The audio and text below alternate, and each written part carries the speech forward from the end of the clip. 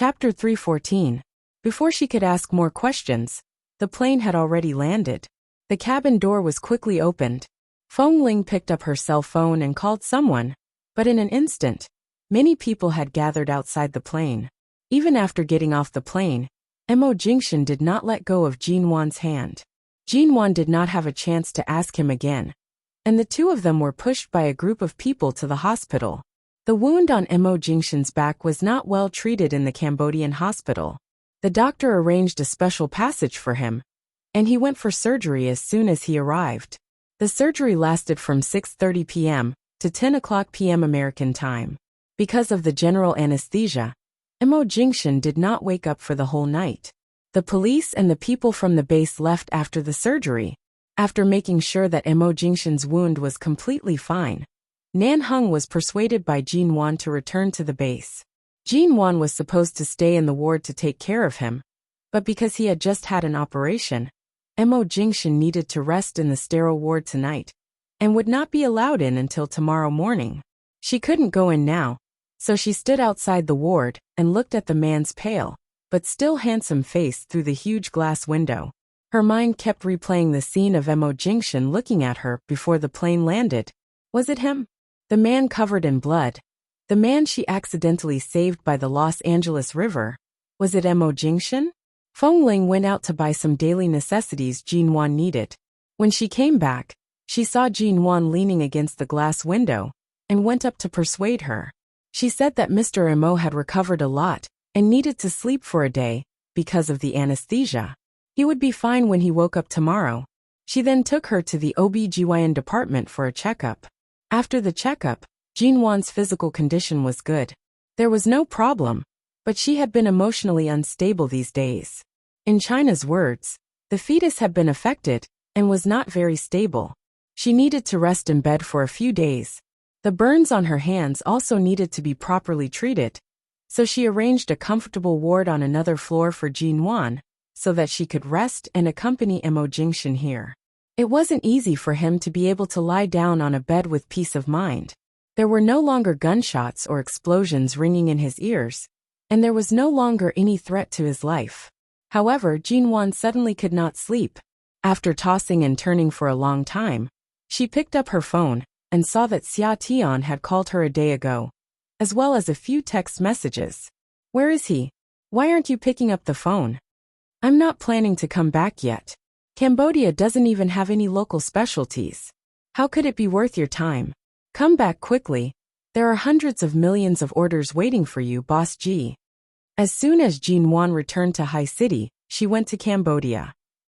She only took the time to call Xia Tian, and said that she was going to Cambodia for a vacation.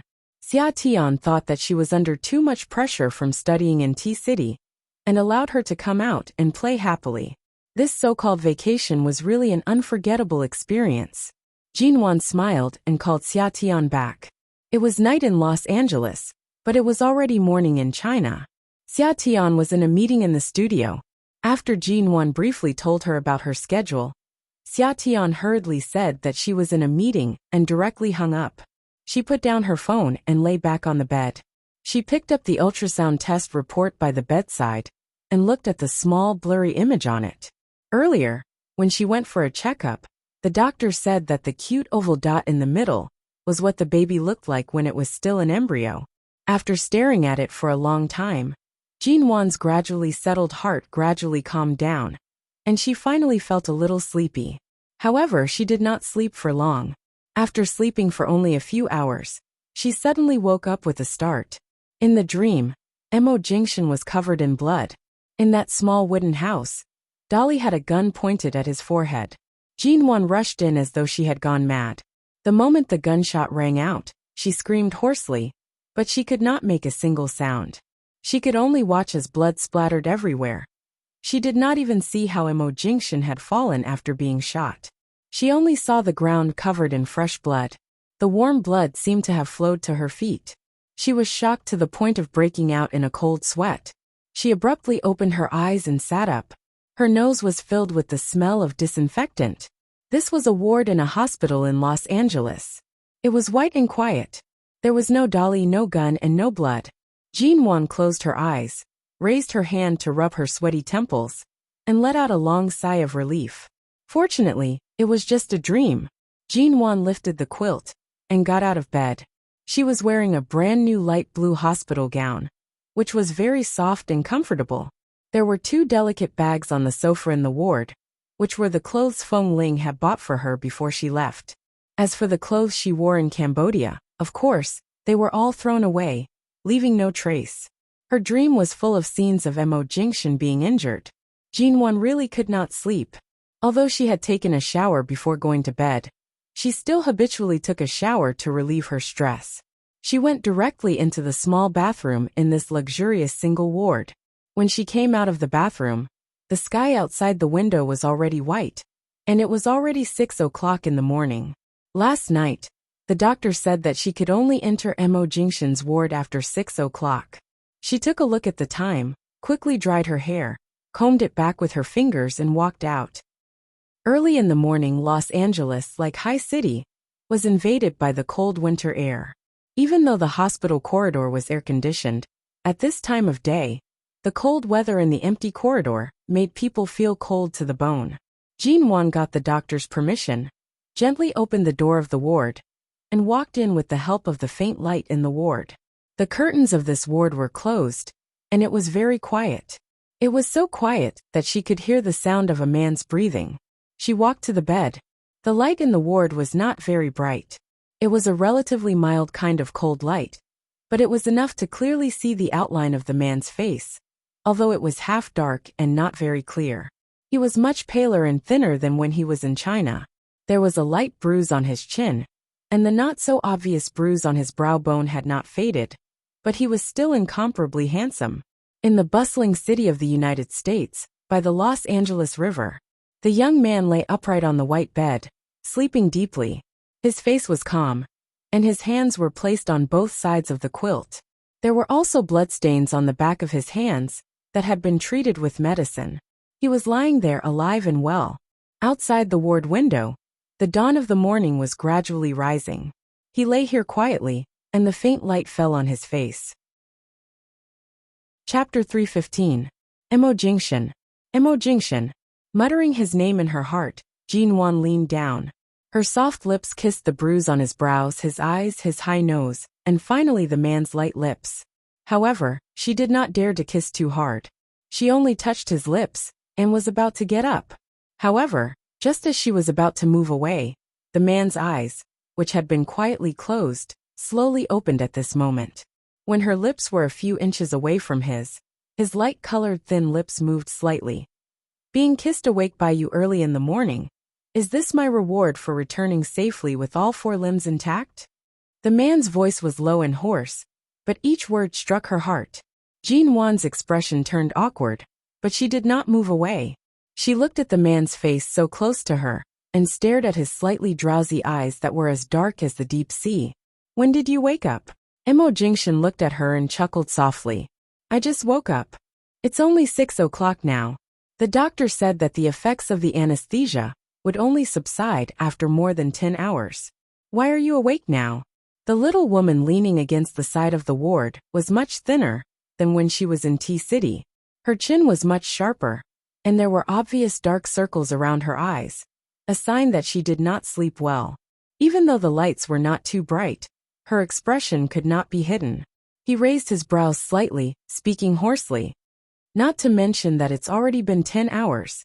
Even if I had just been injected with anesthesia, I would still wake up if you kissed me like this. Jinwan smiled, and was about to bring a chair over to sit by the bed to accompany him and take care of him. However, just as she was about to take the chair, she suddenly heard Mo Jingshan say, Don't sit. Come over, lie down. Jinwan heard him move slightly, as though he was about to give up half of the bed to her. She rushed to turn her head. Don't move. Your wound has already been repeatedly injured several times. Now that the surgery is finally over, you have to rest quietly. You can't move for the next few days. The dark circles under your eyes are so big that you can't hide them. You came here at 6 o'clock. Do you think you're an immortal who doesn't need to sleep and rest? The man's tone was tainted with some of his usual instigation, and his eyes signaled her to come over. Jinwon could only walk back to the bed and sit down. I've slept. It's just that what I've seen and heard these past few days was too intense. I have nightmares, and I might need some time to recover. Are you still talking about me? You didn't eat or drink for a few days, didn't you? I just slept a little less. How am I a god? Mo Jingshan ignored her sophistry. He clearly understood the changes in Jinwon's heart. She needed time to recover from the shock. And he couldn't just stand there and watch her be scared. It's still early. You need to rest too. You'll have nightmares if you sleep alone. Just sleep here, okay?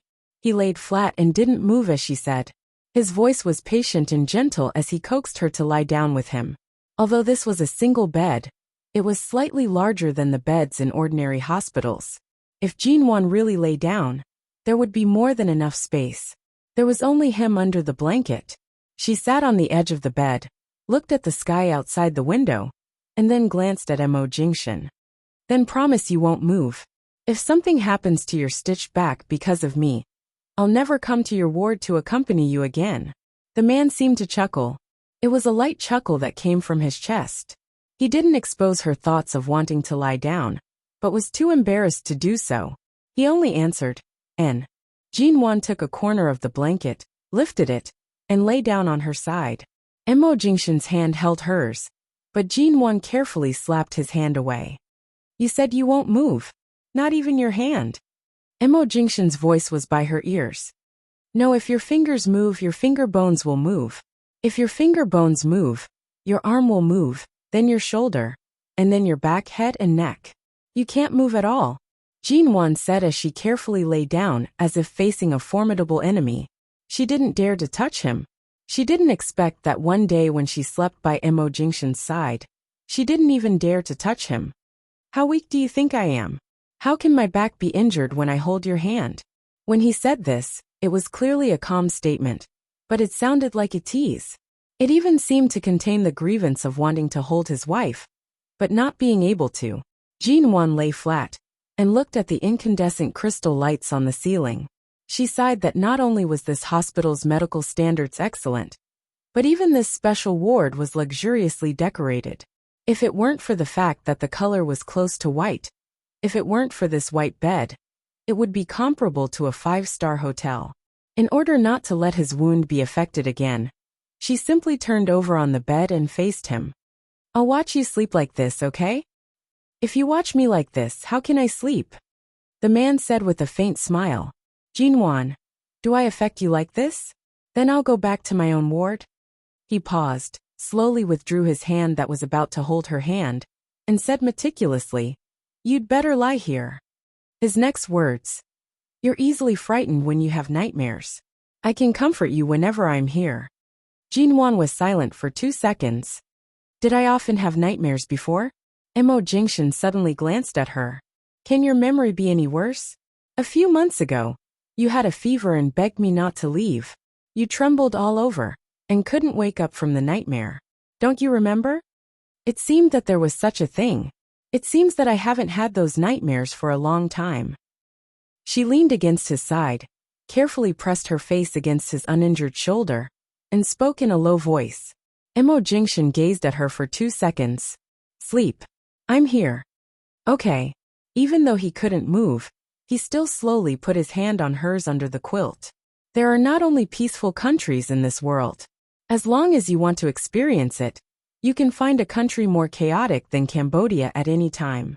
What you see and hear in a war-torn country will only be more tragic than those.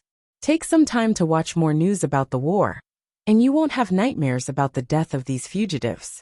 That blood is what they deserve, and they lost their lives. Human life is indeed very fragile. Living in a peaceful world, you should cherish this peace. Okay. Jinwon knew that he was counseling her. She had heard that many people who left war-torn countries or some special disaster sites would go to a psychologist for counseling, so some people could never walk out of the bloody shadow of death. Her heart was not so fragile. Chapter 316. On the same bed, she turned her body slightly, but she was afraid that her movements would affect his wound. So even if she moved a little, she was very careful. It felt like the two of them had become one. His pain was her pain, and his wound was her wound. Just now the hospital corridor was a little cold, but the ward was very warm. Jean Wan was covered with the quilt. Her hair, which had just been showered, was still wet and pressed against her head. She pulled the quilt slightly, stretched out her arms, and carefully spread her hair out, no longer using it as a pillow. Through the dim light in the ward, Mo Jingshan saw the burns on the backs of her hands. The light blue hospital gown covered the wounds near her wrists, and the white gauze wrapped around the backs of her hands again and again. Nanheng knows a lot of friends and doctors who often go through fire and water. I asked him to get some medicine that can remove burn scars. You can apply it every day, he said in a low voice. He sounded calm, but there was a hint of heartache in his tone. Jean Wan glanced at her hand and smiled. I'm fine. It's just that the top layer of skin was scalded and had a lot of blisters. Then I added some herbal ash to it, so it looks very serious. Yesterday, when the doctor here applied medicine on my wound, a layer of scalded skin had fallen off. The skin and flesh inside are not seriously scalded, but it may turn red for a while. I'll be fine after resting for a while. It was good enough that she could leave that place alive. If she didn't even have a scar, then what she had experienced might just be a fairy tale. Anyway, it was just a layer of skin that was scalded, and it would heal after a long time. It was not a deep scar. Mo Jingshan withdrew his gaze and held her hand under the quilt. Jean Wan reminded him, just hold it gently. Don't use too much force. You'll hurt your arm and shoulder blades. I know, he said flatly. Obviously, he was a little upset that she had scalded herself.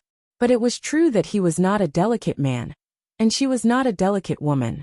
Some traces left behind proved that they had indeed gone through fire and water together. Such traces were more meaningful than any wedding ring, gift, or souvenir. Mo Jingshan was obviously still under the effect of the anesthetic. He closed his eyes tiredly. Jean Wan lay beside him and changed the topic, wanting him to rest peacefully. Why did you ask me if I often went to the Los Angeles River? Did I ask? You clearly asked me when the plane landed yesterday. That should be it. He even anesthetized his head during a surgery. You even forgot what you asked me yesterday. Did you forget a lot of things when you didn't have surgery? Jean Wan was exasperated. So when I was 16, the night I was separated from my friend, because the streetlights around us were broken, the person I fished up from the Los Angeles River was you? Mo Jingshan smiled. It seemed like she didn't lose her memory. She just didn't realize that she had unintentionally done a good deed and saved his life. So she didn't take it to heart. He closed his eyes and tightened his grip on her fingertips. I was more seriously injured than I am now. 11 Base's helicopter exploded a kilometer above the Los Angeles River, and I fell into the river. If it weren't for you, I would have been swept into the waterfall downstream, and there would be no Mo Jingshan in this world. It was, really, she had just experienced all this in Cambodia. So she was not too surprised by what he said. She was just curious. She suddenly turned her head to look at the man's face so close to her. At that time, the streetlights were broken, and it was dark around the river. She only noticed that there seemed to be a lot of blood on his body, perhaps because she had watched too many American sci-fi war movies. She was still young, and had a little heroic feeling, so she wanted to save him. At that time, because she was young and bold, she didn't feel scared when she saw so much blood on his body. But she didn't see his face clearly. Later, when her separated friend called to urge her to go to the bridge to go back to school with him, she carefully helped him to a safe place on the shore. And before he woke up, she ran away in a hurry. But she didn't expect that person to be Mo Jingshan.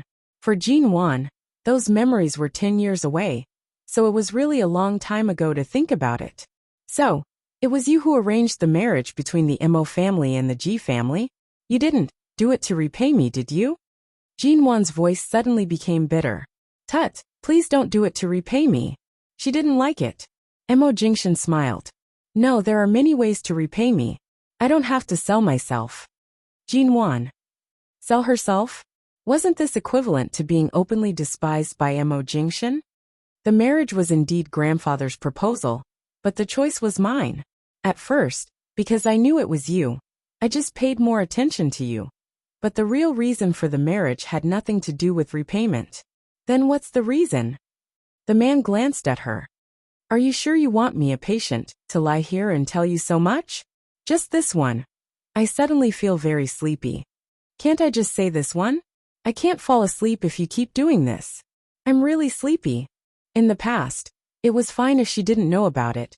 But now that she suddenly had so many connections, Jean Wan's curiosity was piqued. However, he held back and didn't continue. Can't you make it short?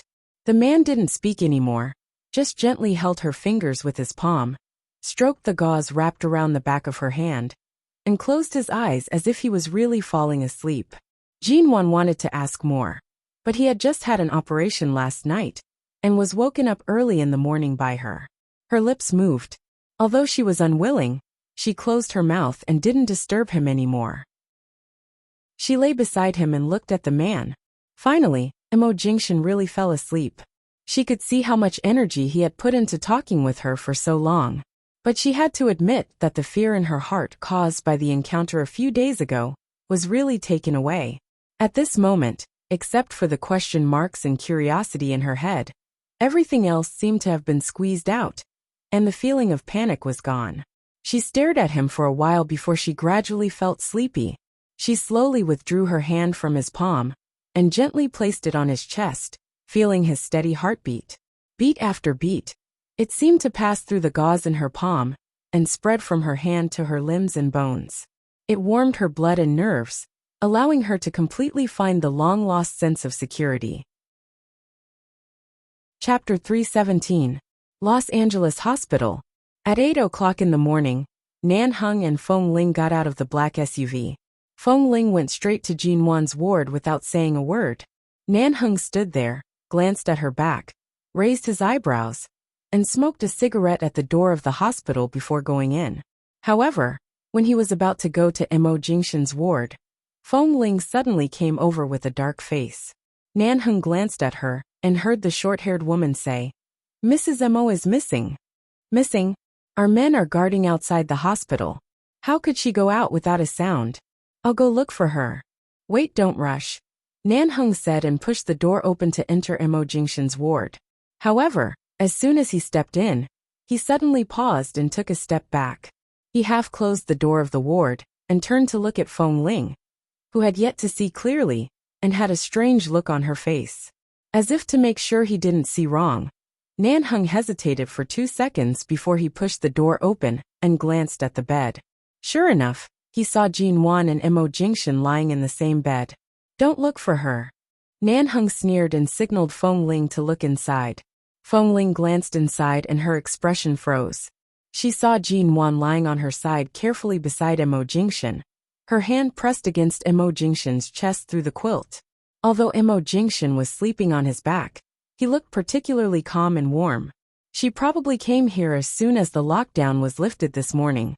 Nan Hung glanced at the scene inside with a playful expression, and was about to close the door and leave so as not to disturb the little couple's sleep. However, at this time, the man sleeping in the bed opened his eyes and glanced at the door. Jean Wan didn't sleep very well.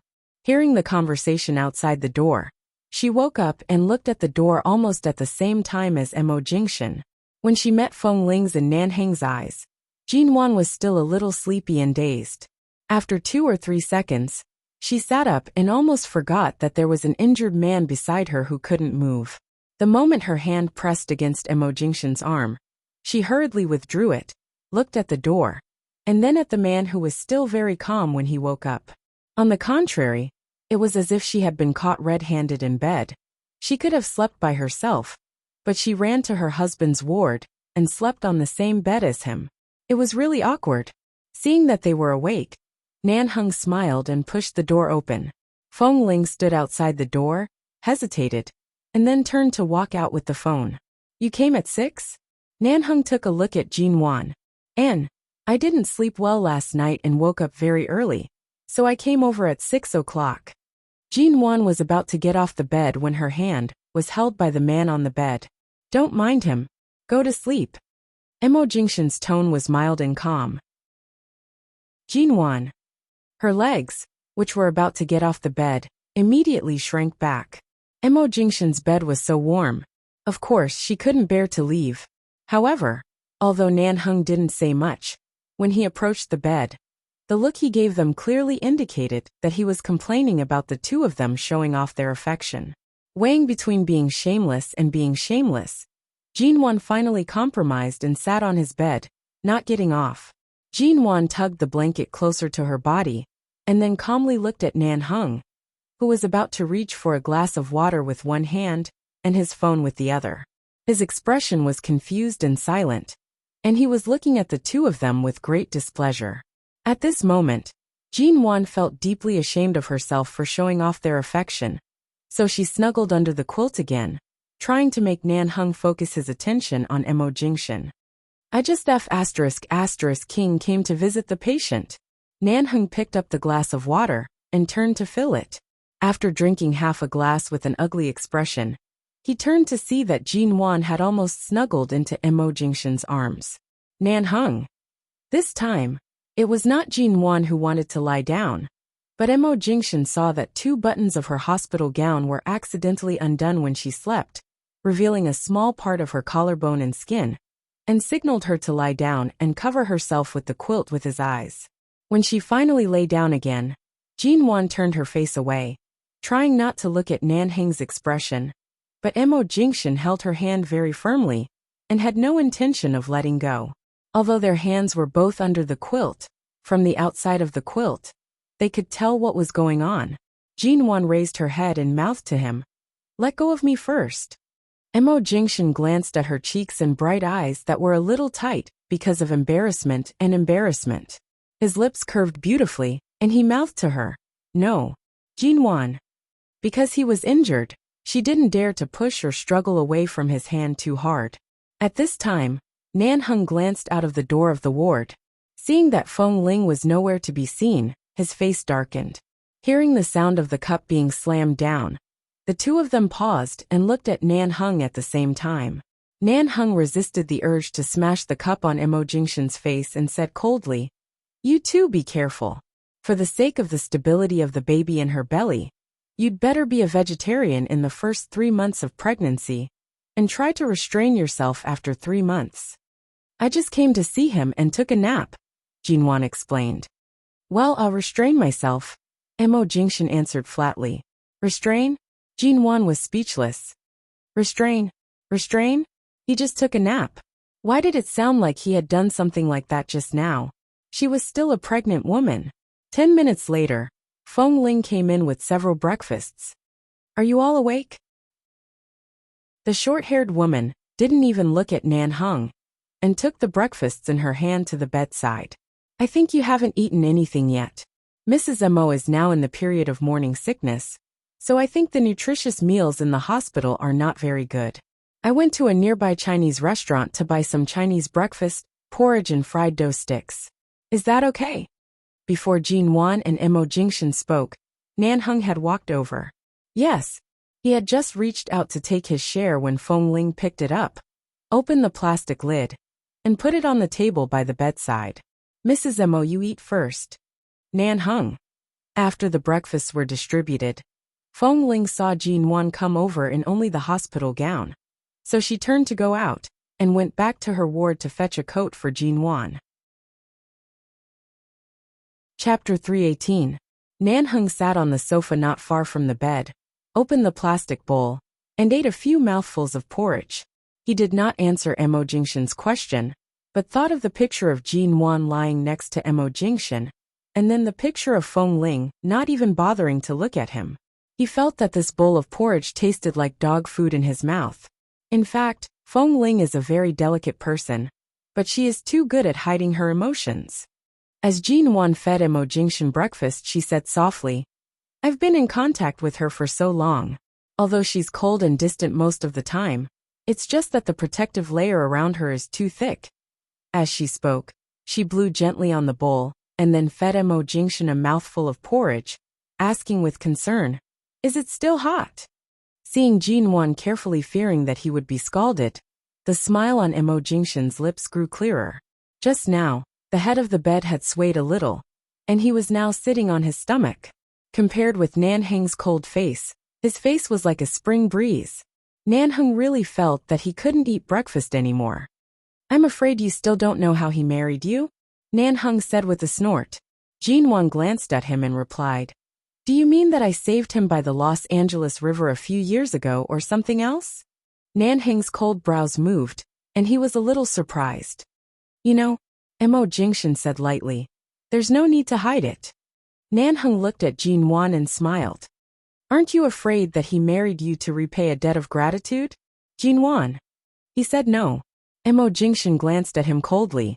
You can't control your own woman, and can't bear to see me live a peaceful life. So you want to take the opportunity to sow discord? Nanheng sneered, leaned back on the sofa like a master, and casually put his hands on the back of the sofa.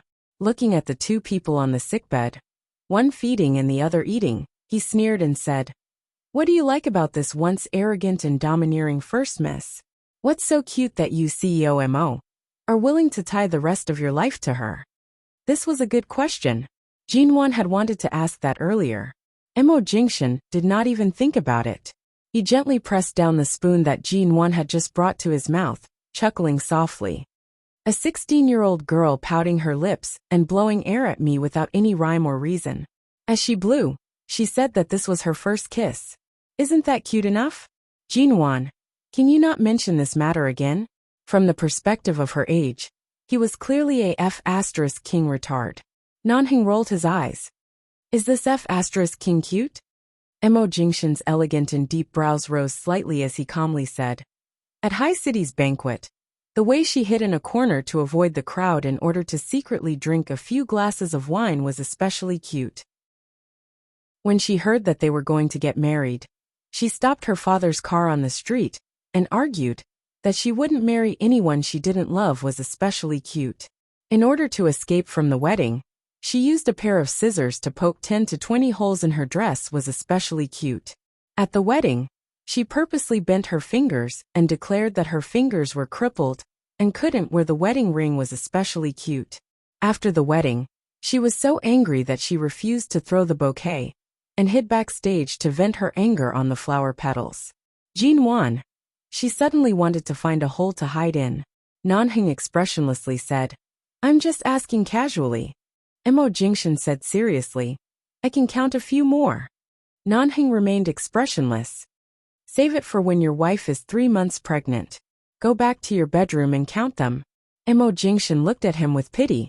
Didn't you want to hear it just now? Nanheng remained expressionless. I'm about to throw up from the few mouthfuls of porridge I just ate. Don't talk about it. Thank you. Seeing that this topic had come to an end, Jinwan tested the temperature of the porridge in the bowl, scooped a spoonful, and brought it to Mo Jingshan's mouth. When the man looked at her, she pursed her lips and said with a hot face, No wonder the Mo family flew a new wedding dress from France right after I destroyed it. So you saw it. Mo Jingshan immediately smiled. Mo Jingshan chuckled softly. Are the flower petals delicious? Jinwan sighed. She held the bowl in one hand and covered her face with the other, looking as if she couldn't bear the memory of her stupid behavior. After a long time, she put down her hand and tried to feed him the porridge calmly, lest she accidentally spilled it on him. What else do you want to ask? Mo Jingshan raised his lips and took a look at Nanheng. At the same time, he slowly raised his hand and pushed a strand of hair from Jinwan's cheek behind her ear. Jinwan hurriedly turned her head slightly to avoid his hand. Don't move your hand. Mo Jingshan smiled and put down his hand. Nanheng waved his hand on the sofa, looking as if his heart had been devastated 10 times. I've been your brother for so many years, but you haven't even praised me once. Did this woman blow a breath of fairy air to you? Is she F***king beautiful when she drinks wine and eats petals? The corner of Jinwan's mouth twitched. She didn't care about fairy air, but her behavior was really seen by Mo Jingshan. She really wanted to disappear on the spot. She was going to lose face. Before she fled, Nanheng answered a phone call and left. Jinwan continued to feed him porridge, and Mo Jingshan continued to eat cooperatively. The ward was so quiet that one could hear a pin drop. Only the little woman's embarrassed expression didn't match the silence. Mo Jingshan took a look at her. Jinwan also took a look at him. then put down the bowl and cleared her throat. What you just said is true. Then, what on earth do you like about me?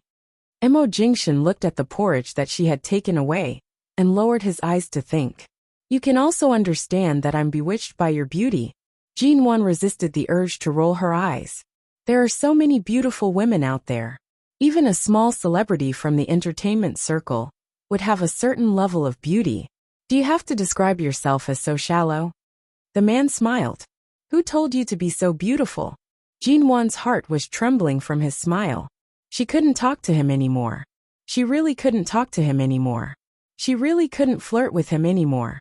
Jin Wan's first reaction was to blush and her heart beat faster. She really couldn't stand this big boss, who was said to be cold and unapproachable, to be flirting with her seriously. After a few seconds, she calmed down a little. My reason tells me that what you've seen and heard about me must be more than that. When on earth did you find out that I was that person?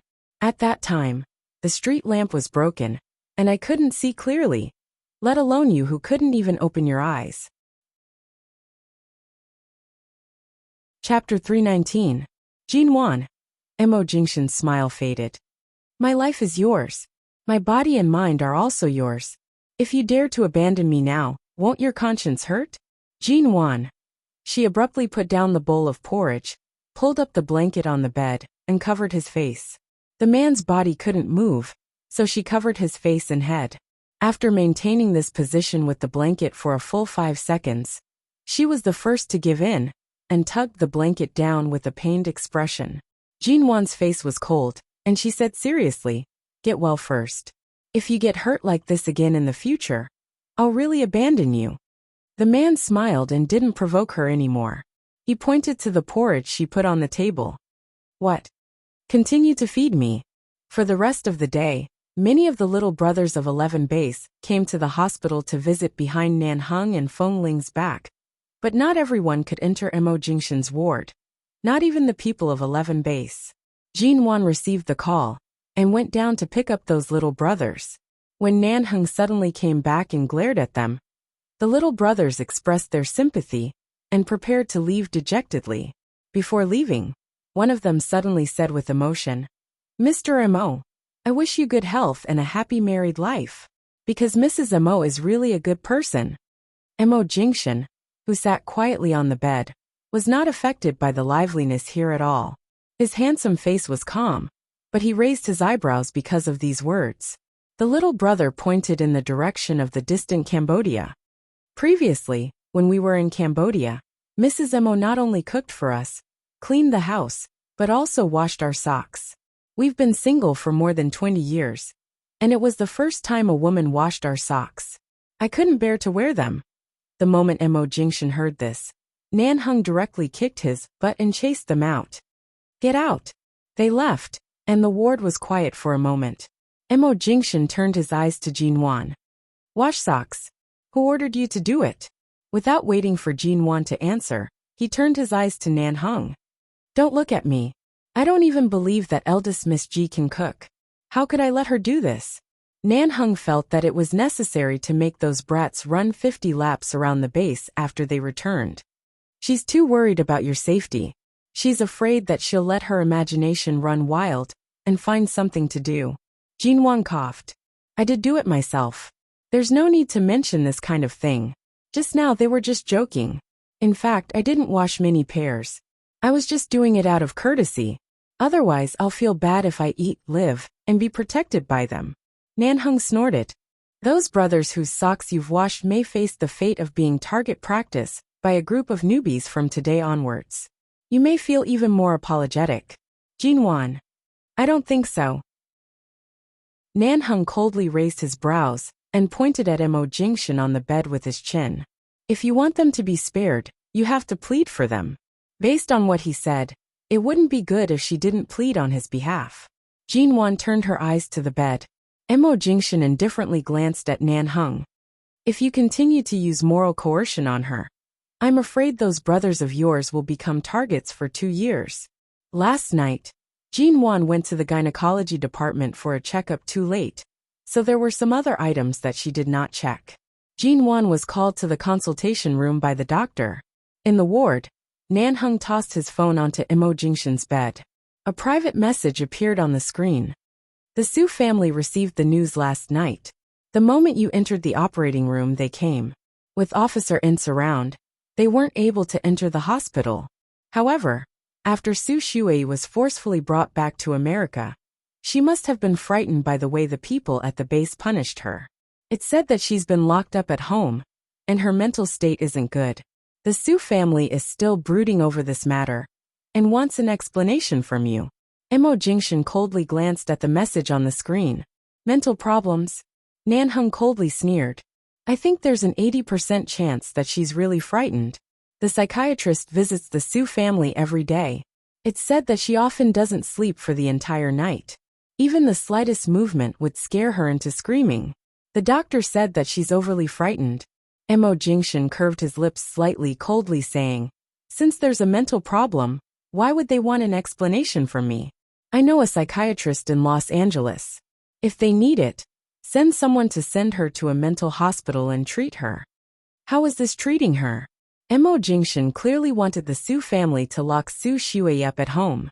Now he wanted to lock her up in a mental hospital. However, what Su Shui did to Jinwan in T-City, if not for Elder Su's face, Su Shui most likely would have lost her life. Elder Su already knows that you've returned to America, Nanheng said. Are you going to pick up his call? Imo Jingshan's expression was indifferent. No. Late at night, Los Angeles was even colder than the north of China. The wind was biting. In the Su family in Los Angeles, the window of the bedroom on the upper floor of the villa was wide open. A young woman sat by the window, facing the cold wind, holding a glass of red wine in her hand. She took a sip and looked at the stars and moon in the sky.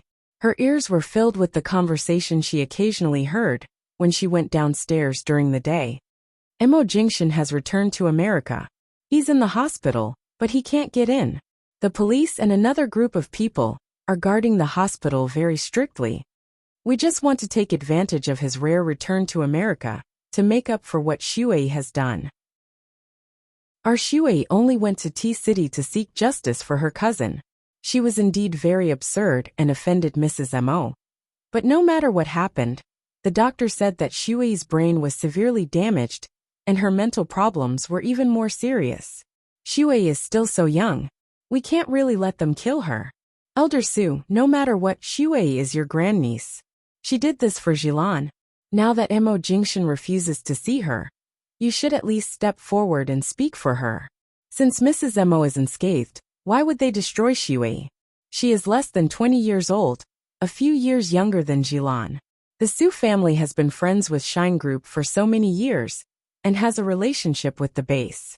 Besides, Jilan used to be engaged to Imo Jingshan, so she can help him. I think it's better for you to solve this problem. Su Jilan gently swirled the red wine glass in her hand and slowly took a sip.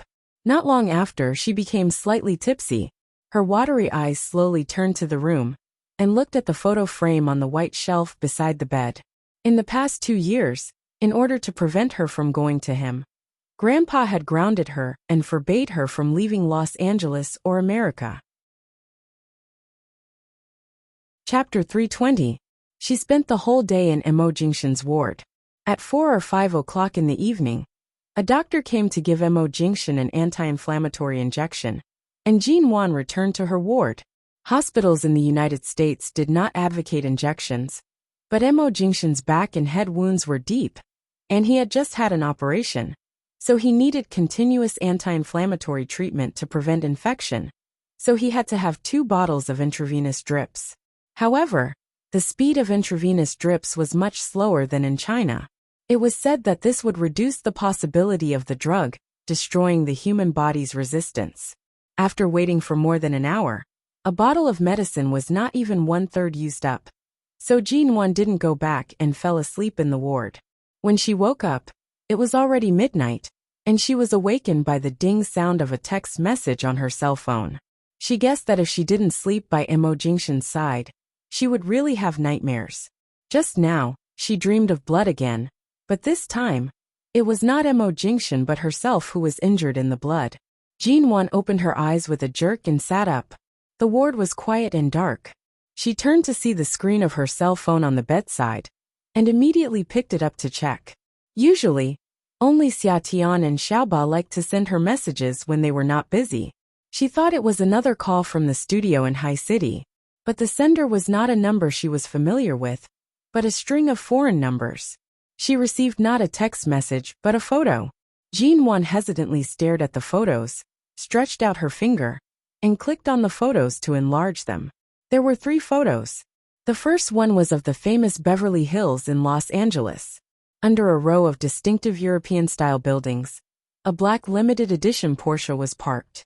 The man opened the door and threw something back into the car, and the young woman stood beside him, waiting patiently and leaning her head gently on his back, making an inadvertent posture of snuggling up to the man. This scene was captured in the photo, and the moment she leaned close to him, the sweetness seemed to overflow from the photo. Although the man in the photo had his back to the car door, and his expression could not be seen, Jean Wan recognized that it was Mo Jingshan. The young woman's smile was bright and flamboyant. When leaning against his back, she seemed to know that someone was taking the photo, and happily raised her hands into a V shape, smiling happily in the direction of the camera. The second picture was not taken. Looking at the slightly blurred pixels, it should be a picture taken from a surveillance camera. In the picture, Mo Jingshan had just stepped out of the elevator. From the scene, it seemed to be the elevator of a private apartment in Los Angeles. The opposite door was open, and a young woman came out in a bathrobe. Her hand was in the crook of the man's arm, and half of her body was leaning against his arm. Their posture looked very intimate. The man's face was not in the picture. He was wearing black trousers and a black shirt. It seemed like he had just returned from outside, and returned to the home where he lived with his lover. The third photo was a photo of an engagement ceremony. It seemed like the staff of the hotel, or somewhere, had taken the photo from a distance. The floral decorations and dreamy scenes of the ceremony were all captured in the photo. At the end of the red carpet and flowers, the door of a Rolls-Royce limousine opened. On the red carpet, a tall and slender man in a black suit stood silently without any expression on his face. A young woman got out of the car and walked towards the man. Although the man and woman in the photo were very small due to the background, the moment the woman lifted her skirt, and the diamond engagement ring on her hand was captured in the photo. These 3 photos. If Jean Wan understood correctly, the woman in the photo was the so-called former fiancé of Mo Jingshan. What was the purpose of the person who sent her these photos? Not to mention that Mo Jingshan had explained to her about the engagement in the United States a long time ago, and had personally solved it. Jean Wan had only expressed her dissatisfaction at being kept in the dark by Su Shui, but she had never distrusted Mo Jingshan. Besides, she had just experienced a life-and-death situation with Mo Jingshan. These photos were taken many years ago, and the person who sent them to her at this time was too obvious. But who on earth was the person who sent her these photos? Was it the woman in the photo or some busybody? Even if she didn't think these photos were very revealing, many of the angles of the photos looked only one-sided intimacy, and Mo Jingshan's expression and face had never been facing the camera. But Jean Wan had to admit that her heart was still a little moved, and her fingers resting on the phone screen felt slightly cold. Was it because they had returned to Los Angeles, and that woman was ready to show up? Jean Wan was still looking at the photos when her cell phone suddenly rang. It was Mo Jingshan calling. She answered the phone. "Why don't you come over to sleep? Aren't you afraid of having nightmares?" The man's voice was warm and light, still a little low and hoarse. It sounded like he had been asked to lie down by the doctor during the injection, and he must have been lying down for a long time. Jean Wan slowly rubbed her hand on the phone, saying, "You just had an operation. I'd better not sleep at your place. I'll sleep there in a few days when your wound is better. Just now, when the doctor knew that I slept at your place in the morning, he specially said that your wound, and the operation wound, need some time to heal. And you can't make any violent movements. I'm just sleeping with you. How can I make any violent movements?" The man chuckled. "Jean Wan, the doctor just reminded me. He doesn't want me to disturb your rest. Well, if you don't come over, I'll go over to accompany you now." No, You can't move or get out of bed now. Jinwon hurriedly lifted the quilt and got out of the bed. As she walked out, she said, I'll go over now. Wait a minute. I'll put on my coat and come over. After getting a satisfactory answer, the man hung up the phone. Jinwon put down the phone and turned to pick up her coat.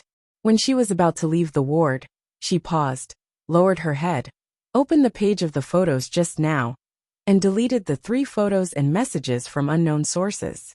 There was no need to keep these things. Jinwon didn't think she had a strong heart, but when she was in T-City, she had said that if the other party wanted to steal her man, she should do it openly and not play any tricks behind her back. So what if she was engaged? She was a legitimate Mrs. Mo. She had never thought that an ex-girlfriend was a terrible creature. Relatively speaking, the more the other party liked to use this method to make her presence known, the less she dared to confront her face to face, and the more she liked to play this kind of trick, the less likely the other party was to win. Chapter 321. In the dead of night, because Mo Jingshan's ward was guarded by the people from 11 base, there was no need for too many medical staff to be on duty, so after avoiding the nurses in her ward, Jinwon quietly crept to Mo Jingshan's ward. The people from 11 base would not stop her. Although they felt a little strange that Jinwon would come here so late at night, they just nodded politely to her and let her go.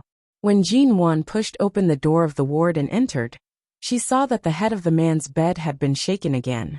The man was wearing the same light blue hospital gown as her, and his clean hair was more fluffy and messy than usual, because he often lay down, but it didn't spoil his handsome appearance. There was a silver 12-inch laptop on his quilt. At a glance, she knew that the Mo Corporation in High City needed him to read some documents. It's only been a day since the operation, and you're already working? Jinwon gently closed the door, walked over, and slipped into the man's bed. At this time, Mo Jingshan had finished the injection, and there was only a trace of white transparent medical tape on the back of his hand, but it obviously didn't affect his work efficiency. Mo Jingshan took a look at her, and was about to raise his hand to take Jinwon, who had climbed into the bed, into his arms, when Jinwon quickly pressed his hand down. Don't hold me. Don't move your arms. The little woman was now very careful about every movement on his body. Mo Jingshan didn't comment but smiled. It's getting late. Sleep here tonight and don't go back, okay? I just came here quietly to avoid the doctors and nurses. Now I won't go back even if you drive me back. Jinwon said, firmly covered the 2 of them with the quilt, lay beside him, and looked at the company documents on his computer. He had been in Cambodia for some time.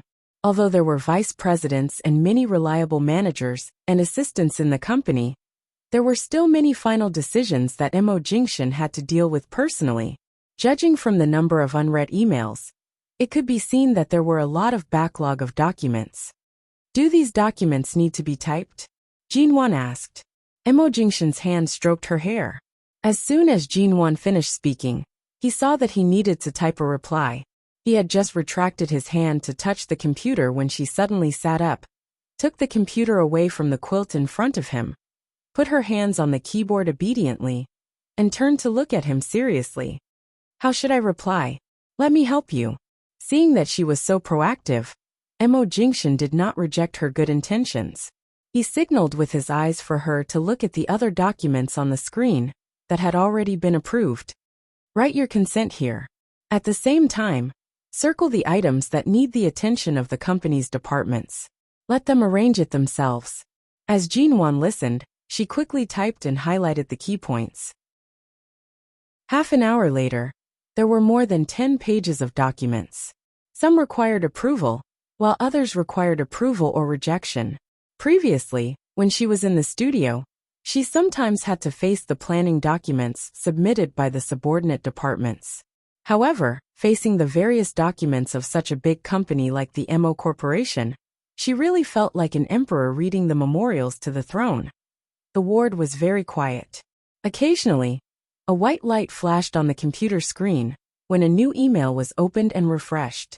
One of them approved the documents on the computer, and the other taught her how to deal with the planning and changes of the various departments. Although Jean Wan had a deeper understanding of some decision-making than before she went to T-City, at this moment, such tacit understanding made her feel particularly hard-won. Usually, in High City, Mo Jingshan was so busy that he almost didn't have a holiday on weekends.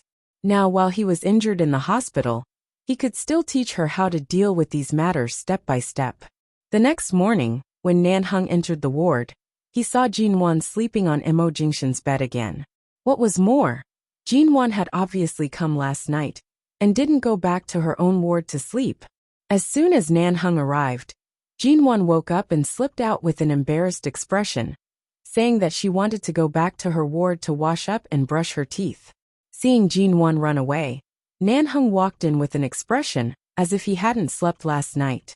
He pulled a chair over and sat by the bedside, saying, "Elder Su called me last night, and Su Shui's parents went straight to their house to make a scene, asking Elder Su to plead for their daughter. Now that you've turned off your cell phone and are living in the hospital leisurely, accompanying your wife every day, kissing, hugging, and playing romantic games, Elder Su knows about my relationship with you, so he directly came to me. Last night, he called me several times in the middle of the night, causing me to not sleep well last night." By the way, Su Shui's parents are influential figures in the Swan Group. Now they are almost breaking their legs for their daughter, and Elder Su often avoids them. Their dispute has been going on for a long time. Now that you've returned to the United States, it's clear that things have escalated to a certain point. If they don't see you in person, they may directly come to the hospital to make a scene. Nan Hung looked thoughtfully at Mo Jingshan, who was expressionless, leaned back in the chair, picked up an apple on the table next to him, and took a bite. "I don't think the Su family will give up so easily. Su Shui's parents want to make a scene purely to protect their daughter. But Elder Su, who has never stirred up trouble, now wants to take this matter on his head. Clearly, he has ulterior motives," Mo Jingshan said mildly. Nan Hung pondered for a moment. "Indeed, Elder Su is here for you. You've been suppressing him for so long, and not long ago, you made a hard plan to restrict the Su family. In the end, Elder Su hasn't even seen your face. An old man who has been all-powerful in the American-Chinese business world for many years definitely won't be convinced. Besides, he still has a precious granddaughter who can't forget about you." "All-powerful?" Mo Jingshan smiled. "For 100 years, the Chinese business circle in the United States has been either black or white. It's not like you don't know which side is behind the Su family's business. In this kind of place, the Su family isn't the only one who can stand firm. Elder Su should be able to tell that your tolerance towards them has been declining. Recently, he has been very close to your father. Back then, wasn't it your father, Chairman Mo, who single-handedly arranged the marriage between you and his precious granddaughter? I think he most likely knows that he can't beat you, so he plans to borrow your father's east wind to stabilize himself." Nan Hung smiled faintly. "Based on this old fox's usual tricks, he should know that your weakness is Jean Wan. I'm afraid he has already begun to investigate Jean Wan. Aren't you afraid that if she continues to stay in the United States, she will be swallowed by the Su family one day when you're not careful?" Chapter 322. I don't know if they can swallow it or not, but the Su family will certainly not let the person who occupies the position of Mrs. Mo stay in peace. After all, it's the position that Su Zhilan dreams of," Nan Hung said with a faint smile. "When we were in China, Feng Ling's cell phone had been installed with an information software connected to Jean Wan's cell phone. Once there are unknown or strange calls and messages, Feng Ling can see them. Last night, Jean Wan received a few photos, but she was very calm and deleted them. If I guess right, she hasn't mentioned it to you until now." "What photos?" Mo Jingshan put the computer aside and cast his eyes on him. "When Su Zhilan was with you, her assistant liked to take photos of you. These photos were taken at an angle that could easily be misunderstood. It's not easy to find a few very confusing photos from so many photos. It's even more difficult for Jean Wan to remain calm and not even ask about it." Mo Jingshan's cold eyes swept over him, making Nan Hung feel a chill on his back. Obviously, he was not in the mood to keep him guessing. Photos, Mo Jingshan said in an unkind tone.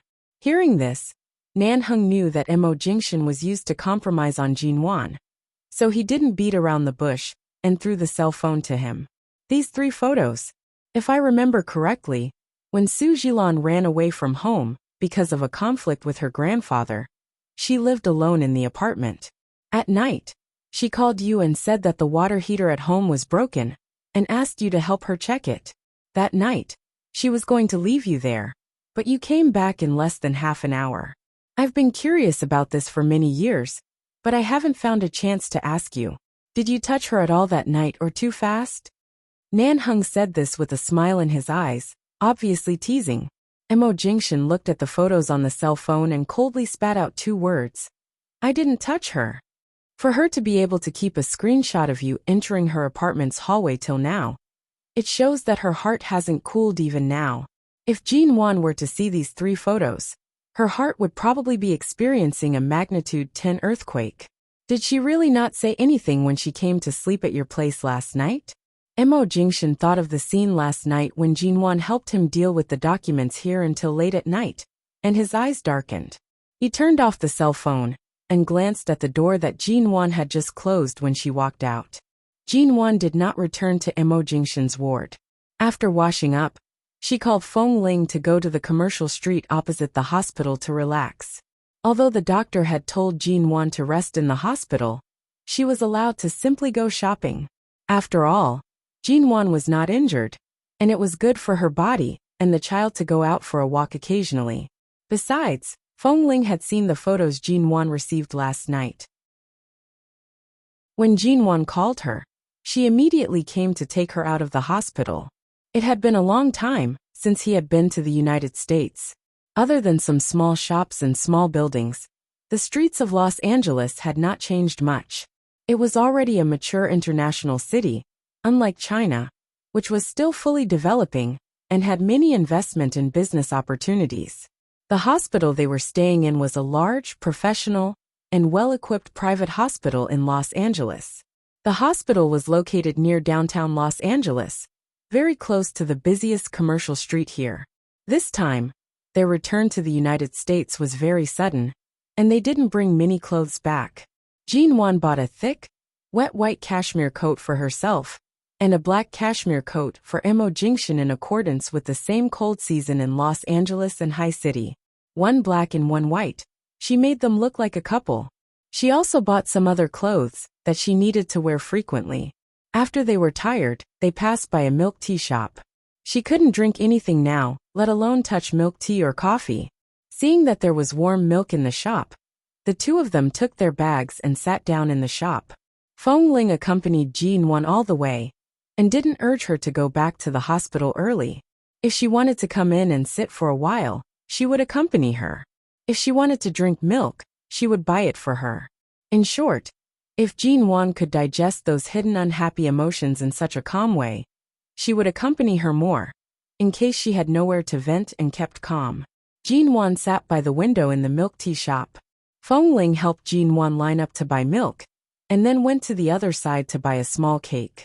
Jinwan sat at the table, drinking milk and looking at her cell phone. It didn't take long before she felt as if someone had been staring at her.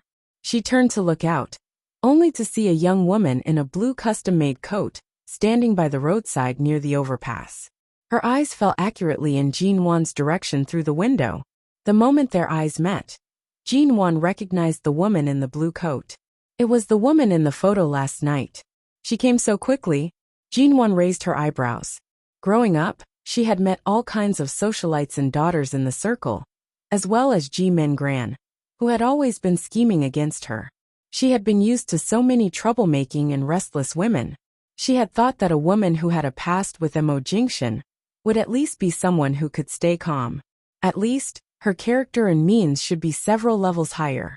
However, to her surprise, the other party didn't seem to have much patience. The woman in the blue coat saw that Jinwan had looked this way and that Feng Ling, who usually accompanied her, was not sitting opposite her. After a moment of silence, she came over, walked into the milk tea shop, opened the door, and went straight in this direction. At such a close distance their eyes met. Jinwan slowly drank the hot milk in the cup. There was a little sugar in the milk, which was sweet but not greasy. It was so delicious that she didn't want to put down the cup. She glanced indifferently at the woman in the blue coat. The woman was about to come over when she suddenly turned to look at Feng Ling, who was lining up in the suite area.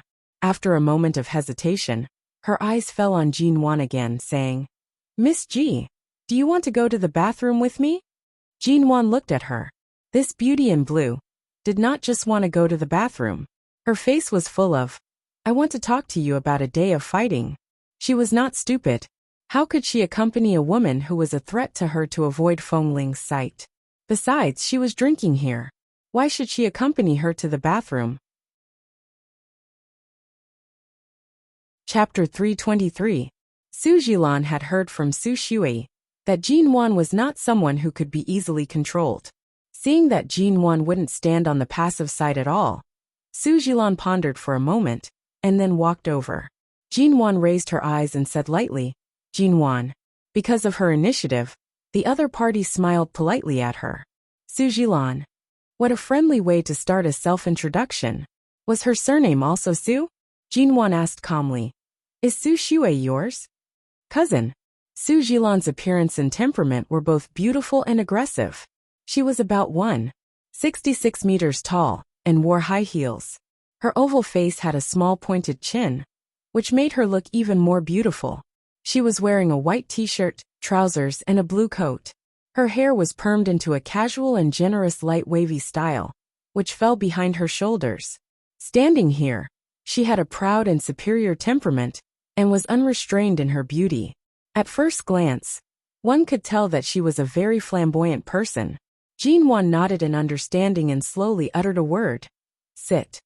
Then she picked up the glass of milk and took another sip. "There's no need to sit. If it's convenient for you, Miss Ji, let's talk somewhere else." Su Jilan glanced at Jinwan drinking milk. She had never heard that Jinwan liked to drink milk, and this was a milk tea shop. It was strange that she would choose pure milk here, but she would never have thought that Jinwan was pregnant. "No matter where I go, Feng Ling will still follow me." Jinwan put down the glass and said coldly and slowly, "If you mind Feng Ling's existence very much, I can ask her to rest in another seat and wait for me." Su Jilan looked at Jinwan calmly for a while, thought about it and sat down. Jinwan was very beautiful, which was a well-known fact, but Su Jilan, whom she met for the first time, was also very beautiful. The two women had completely different aesthetics. Sitting here at the same time, they had become a beautiful scenery in this milk tea shop. Many men would take a few glances at them when they passed by. "Miss Ji, you don't seem surprised to see me. It seems that you know why I'm here." Su Jilan didn't keep her guessing and said with a smile, "You're not what I thought." "Really? In what way?" Jinwan put down her cell phone, raised her eyes, and met Su Jilan's judgmental eyes. There seemed to be a smile in Jinwan's eyes, but the smile was very shallow. "Su Jilan. A lot. Temperament, character, and attitude when you see me and so on." Jinwan's Jilan, Mississippi. "Since Miss Su said that I'm different from what you imagined, it seems like you've specially investigated me and understood me. But I'm sorry, before yesterday, I didn't have any general impression of you because no one had mentioned you to me. Not to mention your voice and appearance. I didn't even know about your existence." Jilan. And Su Jilan Su's Lan's words, Su Jilan Lan said. And smile Su Jilan immediately. Su Jilan's ex-girlfriend, who was supposed to be a thorn in Su Jilan's heart, was completely ignored. No one would feel good. After all, she was completely ignored, and she was clearly told that she was the one being ignored. Really?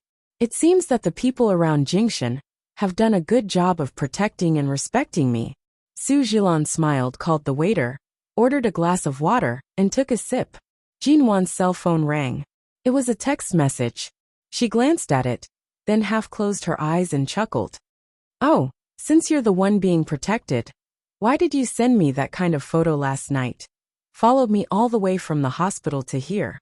And now you're sitting in front of me, breaking the protection circle they built for you? Don't you feel disappointed? Since you've come to Los Angeles, I have to come to see you." Su Jilan was calm and full of smiles in the face of Jin Wan's doubts. Jin Wan said casually, "Do you know what Su Shui did to me when she was in China?" Su Shui looked at her. "I came here today to apologize to you on her behalf. Shui and I grew up together. She's my closest cousin in the Su family. She's less than 20 years old this year, so she was a little impulsive. I hope you don't mind, Miss G. But as far as I know, you haven't really been hurt. Let's forget about this matter, shall we?" Jin Wan glanced at her coldly. "It's not up to me whether we can turn a blind eye to Su Shui's matter or not. But can you explain to me what happened to the wedding dress doll that was sent from America, Miss Su?" After a pause, the smile in Su Jilan's eyes faded. "I thought Miss G was more suitable to communicate in a euphemistic way. At least you still wanted to save some face and not make it too ugly. But obviously, I overestimated you." Jin Wan casually leaned against the back of the chair, smiling leisurely. Her facial features were like a work of art created by the hands of God. Her skin was white, her lips were red, and her eyes were beautiful. When she came out of the hospital, for convenience's sake, she tied her seaweed-like long hair into a simple ponytail and let it hang behind her head, which made her look more energetic. The ends of her hair hung behind her back, and only 2 strands of hair by her cheeks fell to her shoulders due to the loose hairband, which made Jin Wan's beauty, which was not particularly aggressive, appear much softer. But her eyes were not soft, her tone and her attitude were not soft either. She glanced lazily at the beauty sitting opposite her and said lazily and coldly, "Don't make it sound so dignified. It was you who sent that kind of express delivery. I'm holding you responsible. Miss Su, don't think that everyone has the mood and energy to sit here and play harem tricks with you. Since you're here, just say what you want to say. Don't keep me guessing." Su Jilan sat opposite her, looked at her for a moment, and took out a red velvet box from her bag. "This is the ring we got engaged to Jingshan 3 years ago. Miss G, it seems that you haven't worn a wedding ring on your ring finger since you got married. Do you not like the style of the wedding ring? Why don't you take a look at this? Anyway, I don't need it now. If you like it, I'll give it to you." With that, she opened the red velvet box, and inside was a 5-carat heart-shaped diamond ring. Jin Wan glanced at the thing in the box. It was big, shiny, and beautiful. Chapter 324. But an engagement ring? It stood to reason that Su Jilan, who came from a rich family like Jin Wan, should not be particularly interested in such extravagant and pompous things. But it was clear that Su Jilan was different from her in this respect. Did this Miss Su deliberately pretend to be a little white rabbit in front of her to lower Jin Wan's guard? Or was she so naive? She used this kind of thing to disgust people. Jin Wan had to admit that her mood, which had not fluctuated for a long time, was indeed disgusted.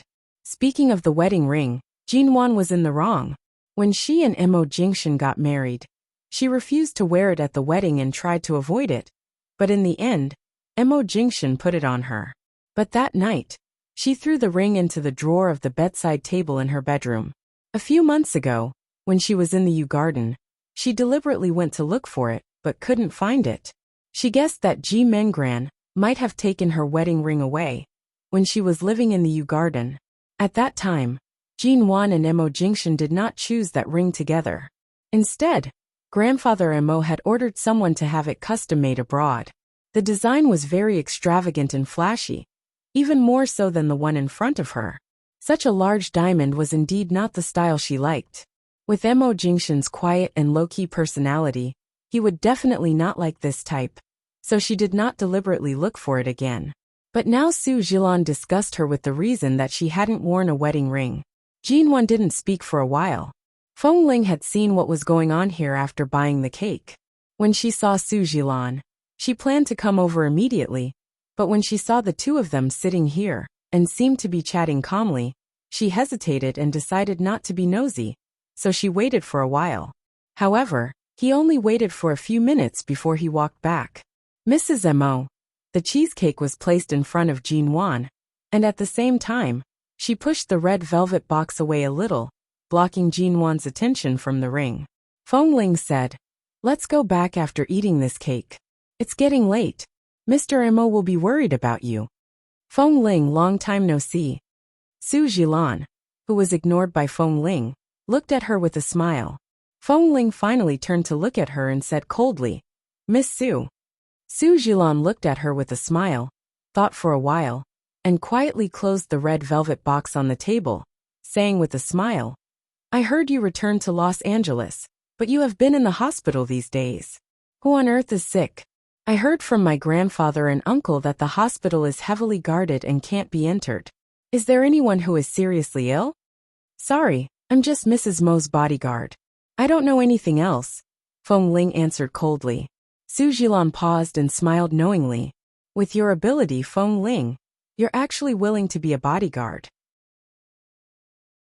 Is it because Nanheng doesn't take you seriously? Or is it Jingshan's idea? Su Li Jilan Su Kin to say that. Su and Su to Su Su to say said. Angelus a Su Su Su. Miss Su, you worry too much. The relationship between me and Mrs. Mo is not just that of an employer and a bodyguard. We are friends. Although it is my duty to protect her, it is more of my own free will. Su Qingsang smiled coldly and said, Miss Su, you're right. Su Jilan couldn't help but feel embarrassed when she saw Su Li Jilan's attitude.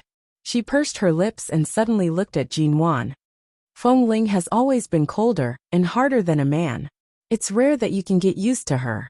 In the past, when I first came into contact with her, I also. Mrs. Mo, shall we go back? Feng Ling interrupted her and looked at Jin Wan. Jin Wan knew that Feng Ling was not a meddlesome person. She wouldn't intervene in the matter of the legal wife and the ex-girlfriend sitting together. But now Feng Ling obviously didn't want Jin Wan and Su Jilan to have more contact. Okay. Jin Wan pushed the uneaten cake in front of her to Su Jilan and smiled at her. Miss Su, you followed me for so long. Don't come here in vain. There were so many people waiting in line just now. This cake must taste good. And Feng Ling specially waited in line for so long to buy it. Eat it. We'll go. Seeing that Jin Wan stood up and was about to leave, Su Jilan was about to say something. But then she hesitated and said calmly, We haven't talked much. And it's not dark yet. Why are you in such a hurry, Miss Ji? Jin Wan said. You've sent me the photos and showed me the ring. Miss Su, no matter how many trump cards you have in your hands, you have to give others some time to prepare. Otherwise, it will seem too deliberate, won't it? Su Jilan didn't speak anymore, just smiled and looked at Jin Wan again. However, Feng Ling quickly stood between the two of them, blocking their sight and warning Jin Wan to go back with her immediately. Jin Wan turned and walked out. When she walked to the door of the hospital, Feng Ling suddenly said, What did she say to you just now? An ex-girlfriend is an existence that makes people unhappy. There's no need to say anything at all. Just sitting in front of me with a confident expression is enough to disgust me. Is there a need to say anything? Jin Wan said lightly. But she was very generous and said that she would give me her engagement ring. I wondered if she was really so naive. Although I can see that she is a little impulsive, I don't think she is so simple. Feng Ling said seriously. She is indeed not simple. Don't be fooled by her appearance. Jin Wan paused and glanced at her. You mean she is clearly a big wolf, but she pretends to be an innocent little rabbit in front of me? Feng Ling looked at her. Just be careful. She is not easy to deal with. The Su family is also powerful, and the force behind them is not simple. Jin Wan raised her eyebrows and smiled. Ha! So Su Jilan must have come to probe her out today. Chapter 325. Jin Wan was not surprised at all. I can see that. A person who deliberately dismembered such a cute and beautiful wedding doll, inserted blades, and mailed it from America to High City. I don't believe that she isn't a sinister person. Then why did you sit with her and chat with her? You clearly knew that she came with a purpose. Jin Wan glanced at her and sneered. Who said that only she came to test me, and I couldn't test her? Since she came prepared, how could I not be on guard? Then what did you find out? Well, nothing. I just felt that the diamond ring was really big. When Jin Wan returned, the doctor was about to change Mo Jingshan's dressing. Mo Jingshan sat on the bed and took off his clothes. Jin Wan entered the door and hesitated, considering whether to enter now or after the doctor left. The doctor was standing by the bed saying, "Mr. Mo, please turn around." The man did not move, and did not give any response, as though he did not hear her. The doctor repeated, "Mr. Mo, your wound needs to be treated externally every day. Please turn around." He still did not move. The doctor paused and suddenly turned to look at Jean Wan, who was standing by the door. Knowing that she was Mr. Mo's wife, he was about to ask her for help when Jean Wan came over. Jean Wan came to the bed and reached out to put Mo Jingshan's clothes on him, covering only his shoulders in front, revealing his scarred back. Then she gently pushed him to turn around and slowly smoothed the clothes over his shoulders to avoid touching the wound on his back. Mo Jingshan let her do as she pleased, only glancing at the woman's calm face. The doctor glanced at them and was about to come over to apply the medicine, but Mo Jingshan quickly turned away. Seeing his movements, Jean Wan immediately frowned. "What are you doing?" The man turned to look at her, and then reached out to pull her, completely ignoring the wound on his back. The moment he raised his arm, Jean Wan watched as a drop of blood oozed out from the largest suture on his back. Mo Jingshan. Jean Wan's brows furrowed even more. She was about to say something when the man held her waist and pulled her onto his lap. She was forced to sit down. Just now, he had stretched his wound because he had raised his arm. Now his arm was around her waist, and she didn't dare to struggle too much. However, the man's other hand was also holding her tightly in his arms, so she couldn't move. He pressed his lips against her temple, and his voice was low and faint. "I'll apply the medicine later. You go out first." The words were addressed to the doctor. "You apply the medicine first. What can't you say later?" Jean Wan still wanted to struggle. She couldn't let his wound have any more problems or delays, but she didn't dare to struggle too much. After moving a few times, she was firmly pressed into his arms. She turned her eyes and glared at him. "Mo Jingshan, you really don't take your health seriously, do you? What if your wound is torn and infected again and again? It sounds like a minor wound, but if you don't deal with it properly, it may cause a full-body infection. If something happens, do you want to stay in the hospital for the rest of your life? Or do you want me to stay with you in the hospital for the rest of your life?" He withdrew his hand from her body. Jean Wan was about to get up, but as if regretting, he suddenly raised his hand and held her back. Then the man kissed her on the cheek, and her ears were full of his low chuckle. "Why are you so angry?" Jean Wan wanted to roll her eyes. She didn't even see the engagement ring that Su Zhilan took out, and now she was even more annoyed to see the blood oozing out of his wound. "Apply the medicine first. I'll sit next to you. I won't leave or disturb the doctor."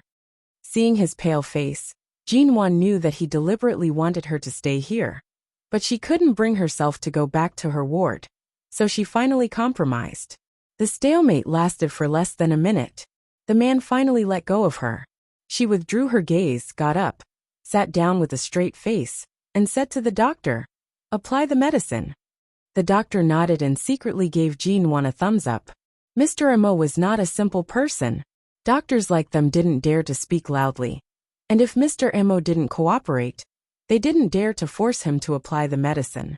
However, with just a few words from Mrs. Mo, he obediently turned around and cooperated. While applying the medicine, Jean Wan finally had a chance to see the wounds on his back clearly.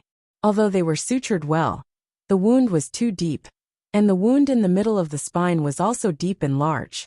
Although the surgical sutures nowadays were similar to cosmetic needles, and if one was willing to spend money, he probably wouldn't leave any scars, but it would take at least several years for the scars to disappear. She seemed to see the scene when he was hit hard on the back of the hand and the back of the head by the sharp gun butts of the two men. He had been wearing a shirt, and when the doctor treated him, she didn't have the courage to look at the wounds on his back.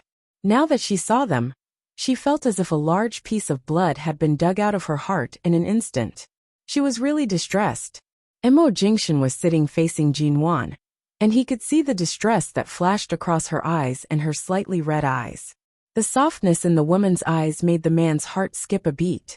He reached out and held her in his arms. His thin lips kissed her cheek, not too deep or too shallow, and his breath covered more of her skin. Because there was a doctor here, Jinwon turned her head away shyly, but the man's kiss fell directly on her ear, which was her sensitive spot.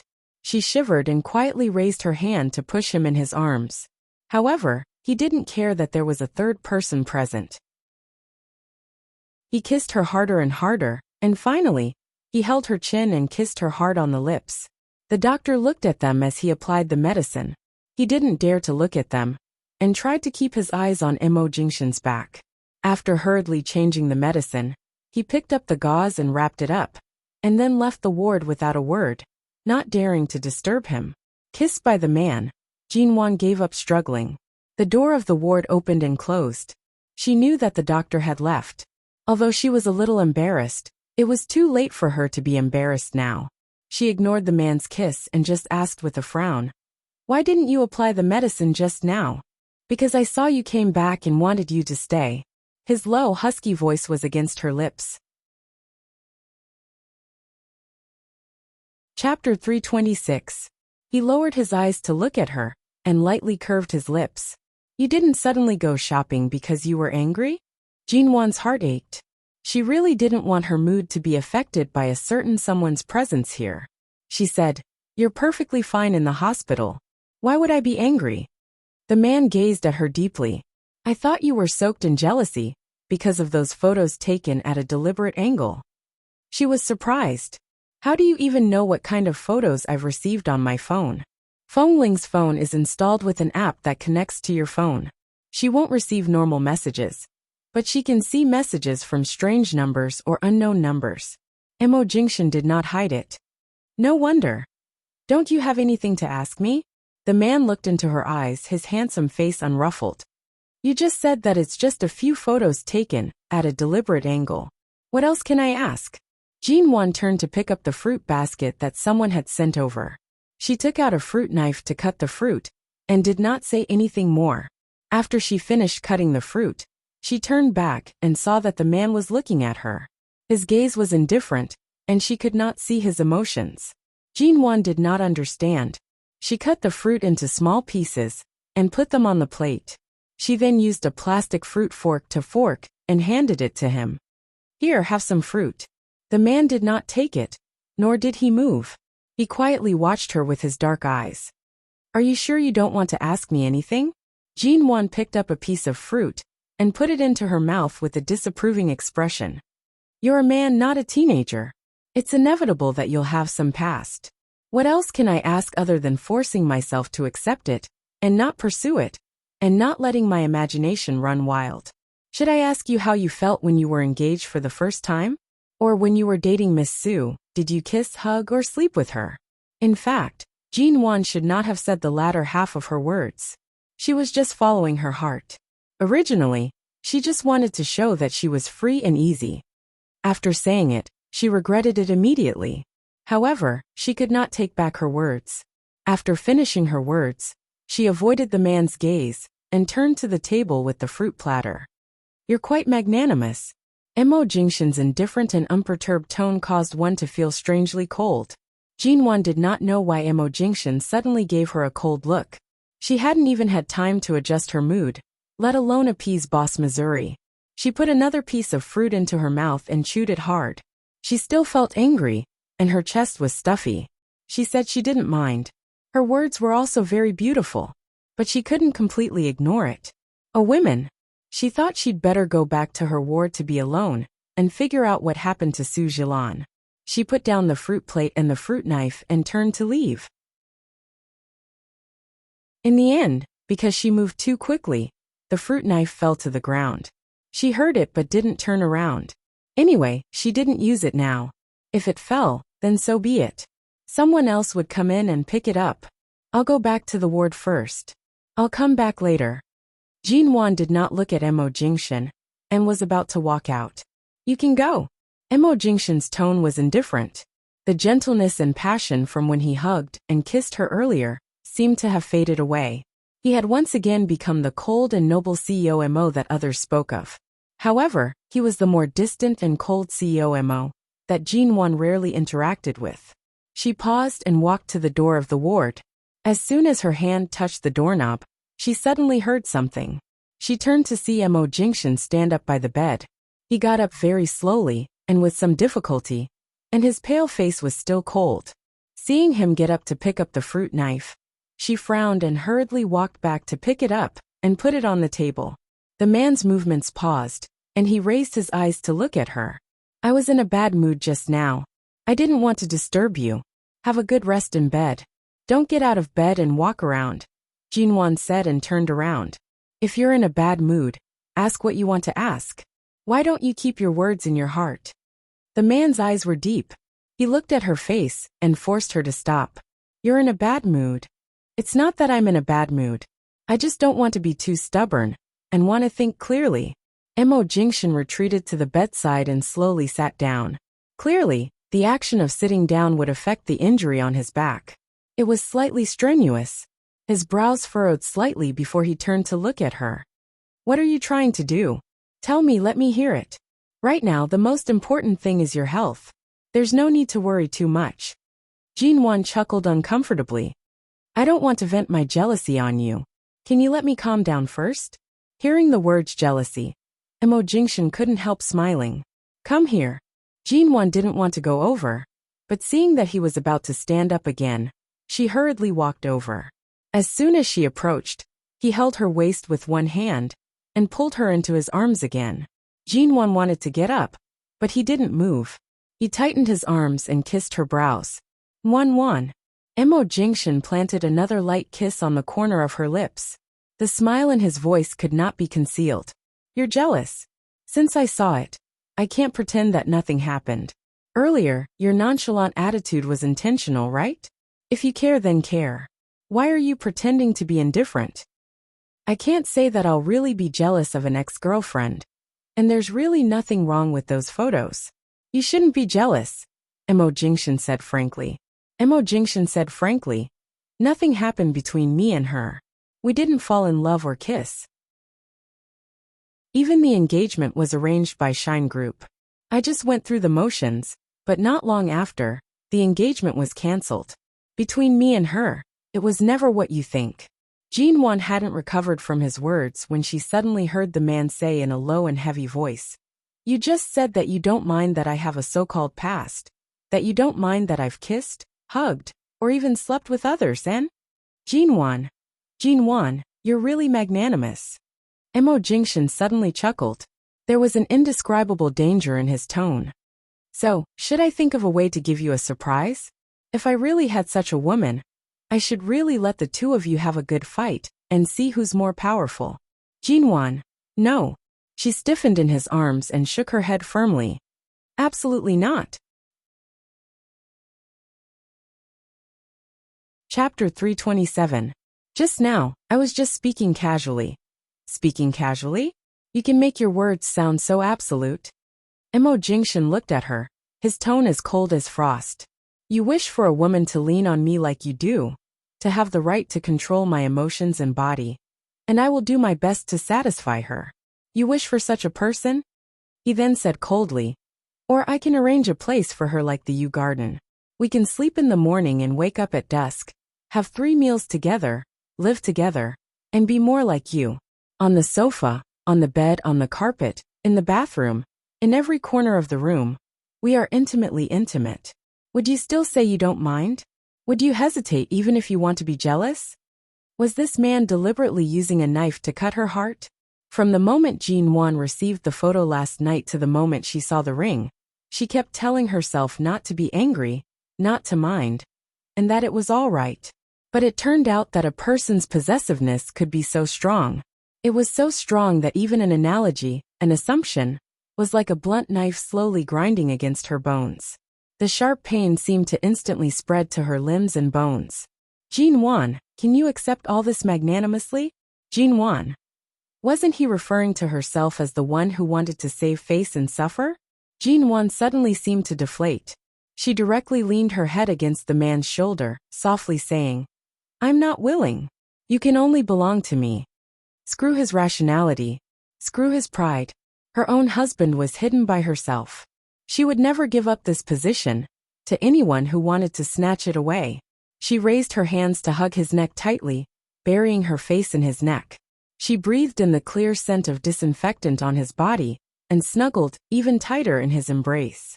Her voice was muffled as she said against his neck, "If you dare to treat other women so well, I won't be able to get over it. Mo Jingshan, let me tell you, between us, we will only be separated by death after 100 years.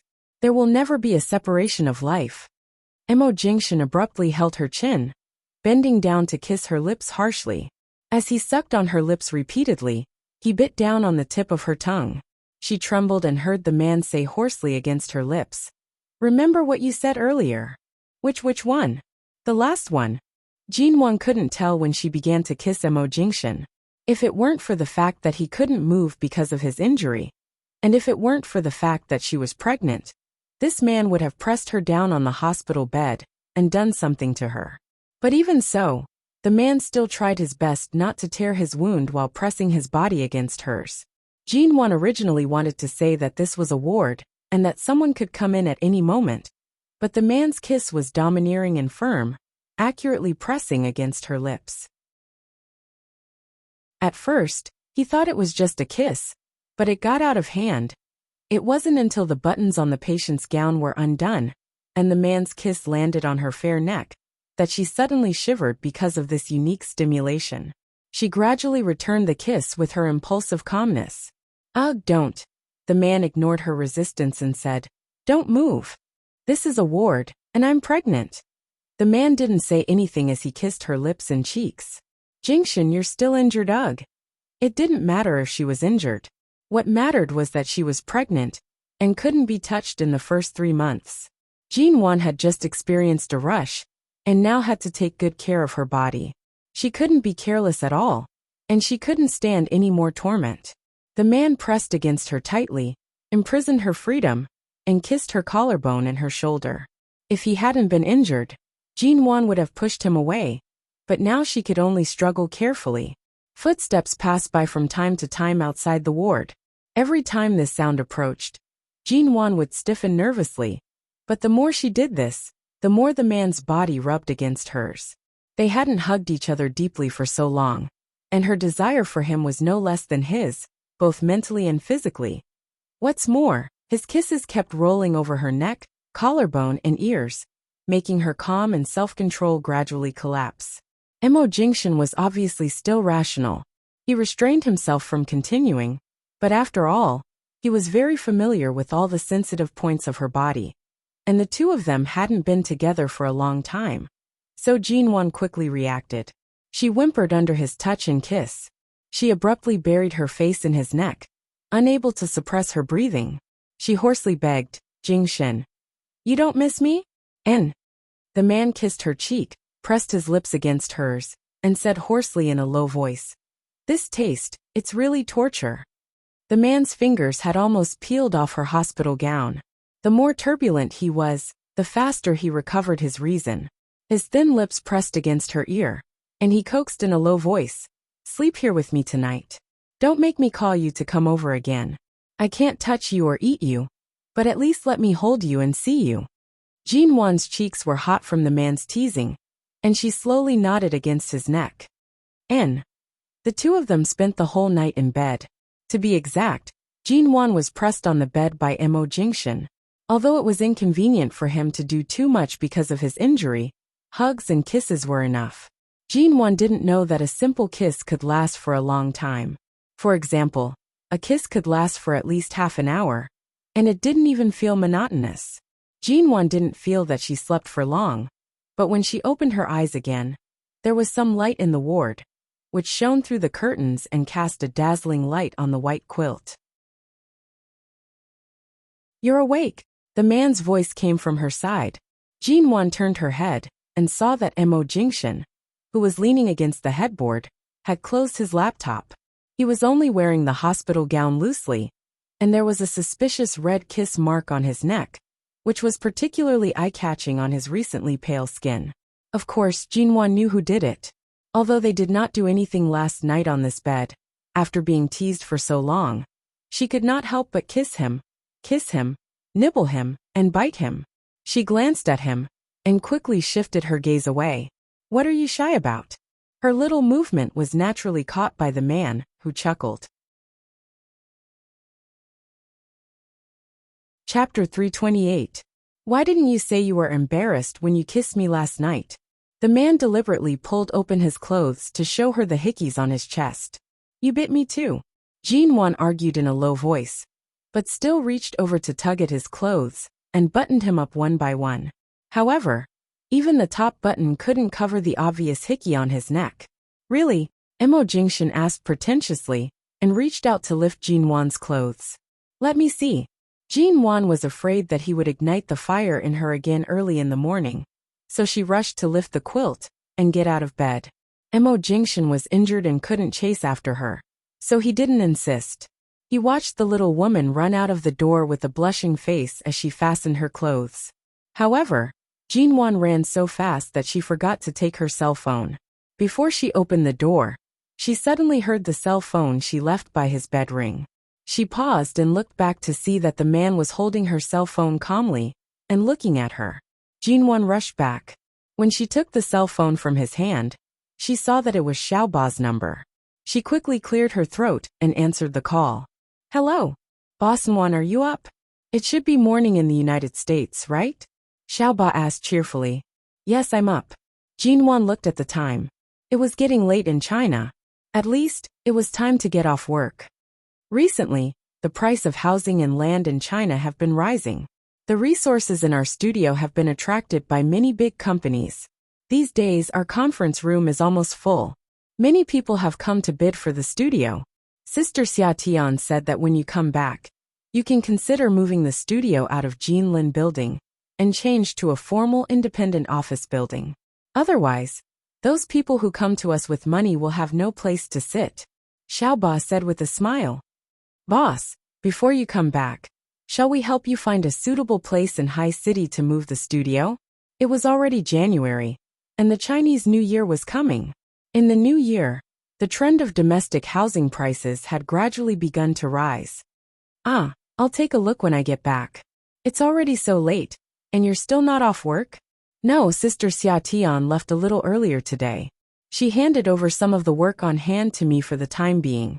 I can get off work in about half an hour. What is she doing? Little Eighth suddenly chuckled. Dating? Jinwon. She suddenly raised her eyebrows. What kind of relationship does she have? The last time Sister Xia Tian injured someone with her walking stick and was taken away by the police station, the police officer who interrogated her was also transferred from S City, and he was a special police officer who was temporarily transferred here. Xia Tian's family is also in S City, right? Recently, the two of them have been in close contact. Before Jinwon could come back to herself, Xiaoba said that she was going to print some documents and get ready to get off work, so she hung up the phone. Jinwon held the phone for a long time before she understood. What was going on? Was this someone's spring? Xia Tian, who she had always been worried about, had finally opened up a new line of love, instead of maintaining the path of the scumbag from her previous life. But who was the police officer in the police station last time? At that time, the matter was too complicated and rushed, and she did not pay much attention to what the police officer in the interrogation room looked like. TSK, this woman Xia Tian actually made big news behind her back. No wonder she did not often send text messages to harass her these days. It turned out that she had changed the target of her complaints. Emo Jingshin lazily leaned against the headboard, watching Jinwon's somewhat complicated expression, as though her good sister was about to be taken away by a wolf. The studio is moving to a new location? The man's light words brought Jinwon back to herself. Jinwon hurriedly shifted her gaze away from the hickey on his neck, and after a moment of silence she said, Previously, the office location in Jinlin building was only a temporary one. Now that there are more frequent investors and bidders, the environment of my small studio is indeed not good enough. If we really want to change the location, we may have to consider moving to a place near the construction bureau. That way, it will be closer and more convenient when we go to apply for documents in the future. Let Chin Sighting help you choose a location. He often contacts people from the construction bureau. Emo Jingshin looked at Jinwon's serious expression and chuckled softly. Dr. Chin? Will it be too much trouble for him? He can't wait for you to trouble him. Mo Jingshan casually said. Recently, Shida Group has been making a lot of noise in China. The Qin family and Shida Group happen to be working together. He and his old love should see each other often.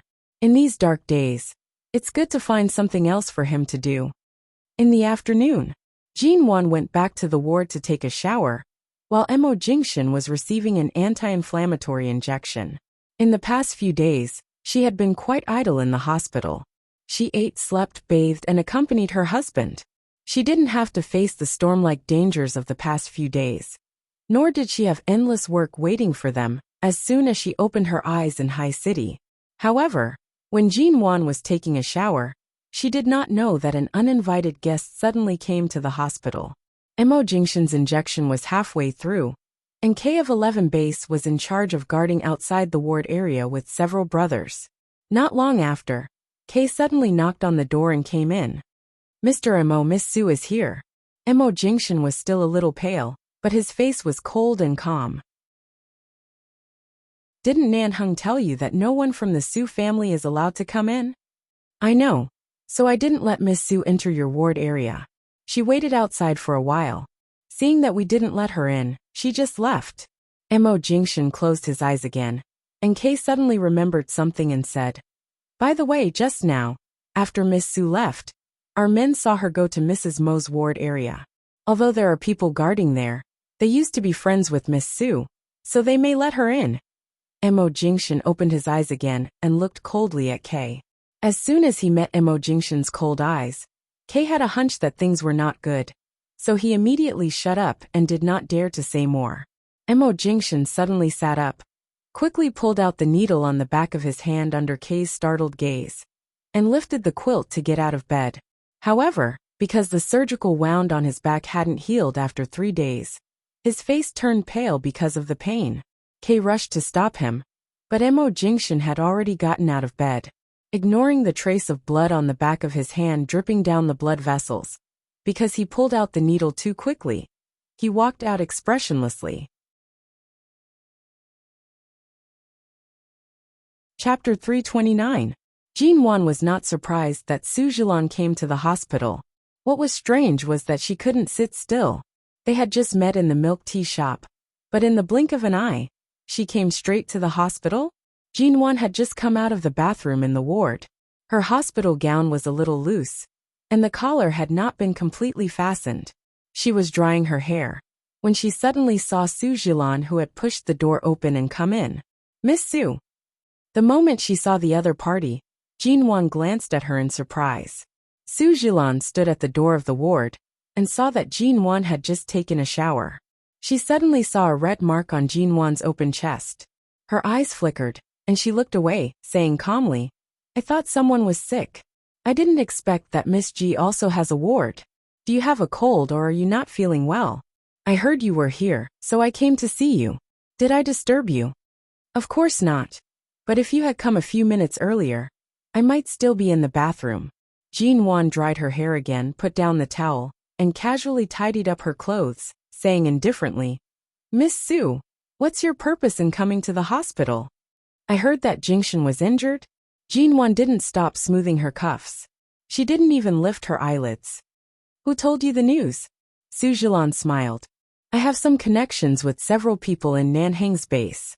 After all, the Su family also has an important position in the American arms trade. But the Su family doesn't rely entirely on this business, so they haven't been involved in it in recent years. But 11 Base used to have a close relationship with the Su family, so it's not difficult for me to get some information from these acquaintances. Jin Wan didn't respond and continued to smooth the creases on her cuffs. Last night, Mo Jingshan had pressed on her for almost the entire night. Her arm had been pressed down by him the entire time. Her clothes had clearly been washed yesterday, and she had just gotten a new set from the hospital. Yet after one night, it had become so wrinkled. Those who didn't know better would think that she had not changed her clothes for many days. Seeing that she was always so gentle and indifferent, Su Zhilan suddenly smiled. Miss G, you should know Jingshan's injury, right? Is he seriously injured? So many people from 11 Base are guarding the hospital, and I heard that even Officer Ince's men have been alarmed. I'm very worried about Jingshan's injury. If you're worried, just go to visit him. What are you doing here? Jinwan raised her lips and looked at her with a faint smile. Miss Su, since you're so familiar with the people in the base, and treat them like your own people, I'm sure the people guarding outside his ward won't dare to stop you. You can visit him if you want. There's no need to explain to me about this kind of courtesy visit in the hospital. I won't mind an old friend of my husband's visit. Su Jilan looked at Jinwan, and after a moment of silence she said, their base is filled with new blood all year round. And there must be some people who don't know me. It's not convenient for me to go there rashly. What if I'm stopped? Jinwan home. And Su Jilan. G of her heart. One. G of Jilan. She. Of. She of A. He had already experienced the awkwardness. So why did he come to her place to show his existence? New blood? The people on duty outside Mo Jingshan's ward were all veterans of the base like Feng Lingke, and the others had been with Nan Heng for many years. How could they not know Su Jilan? That's true. It's indeed quite awkward to be blocked outside the door by someone you think you're close to. When she sat down, she picked up her cell phone and said absent-mindedly, as she looked at the news that popped up on her cell phone. I don't have anything to visit here. Besides, Miss Su, I'm not very familiar with you. Now that you've seen me, the air in the hospital is not good. You'd better go back early. I'll tell Jingshan about your visit. We appreciate your kindness. Jinwan didn't mean to be polite to her at all. She didn't even ask her to find a place to sit in the ward. However, Su Jilan had no intention of leaving. She moved to the bedside and pointed to the chair on the opposite side. May I sit down? Jinwan was still looking at her phone.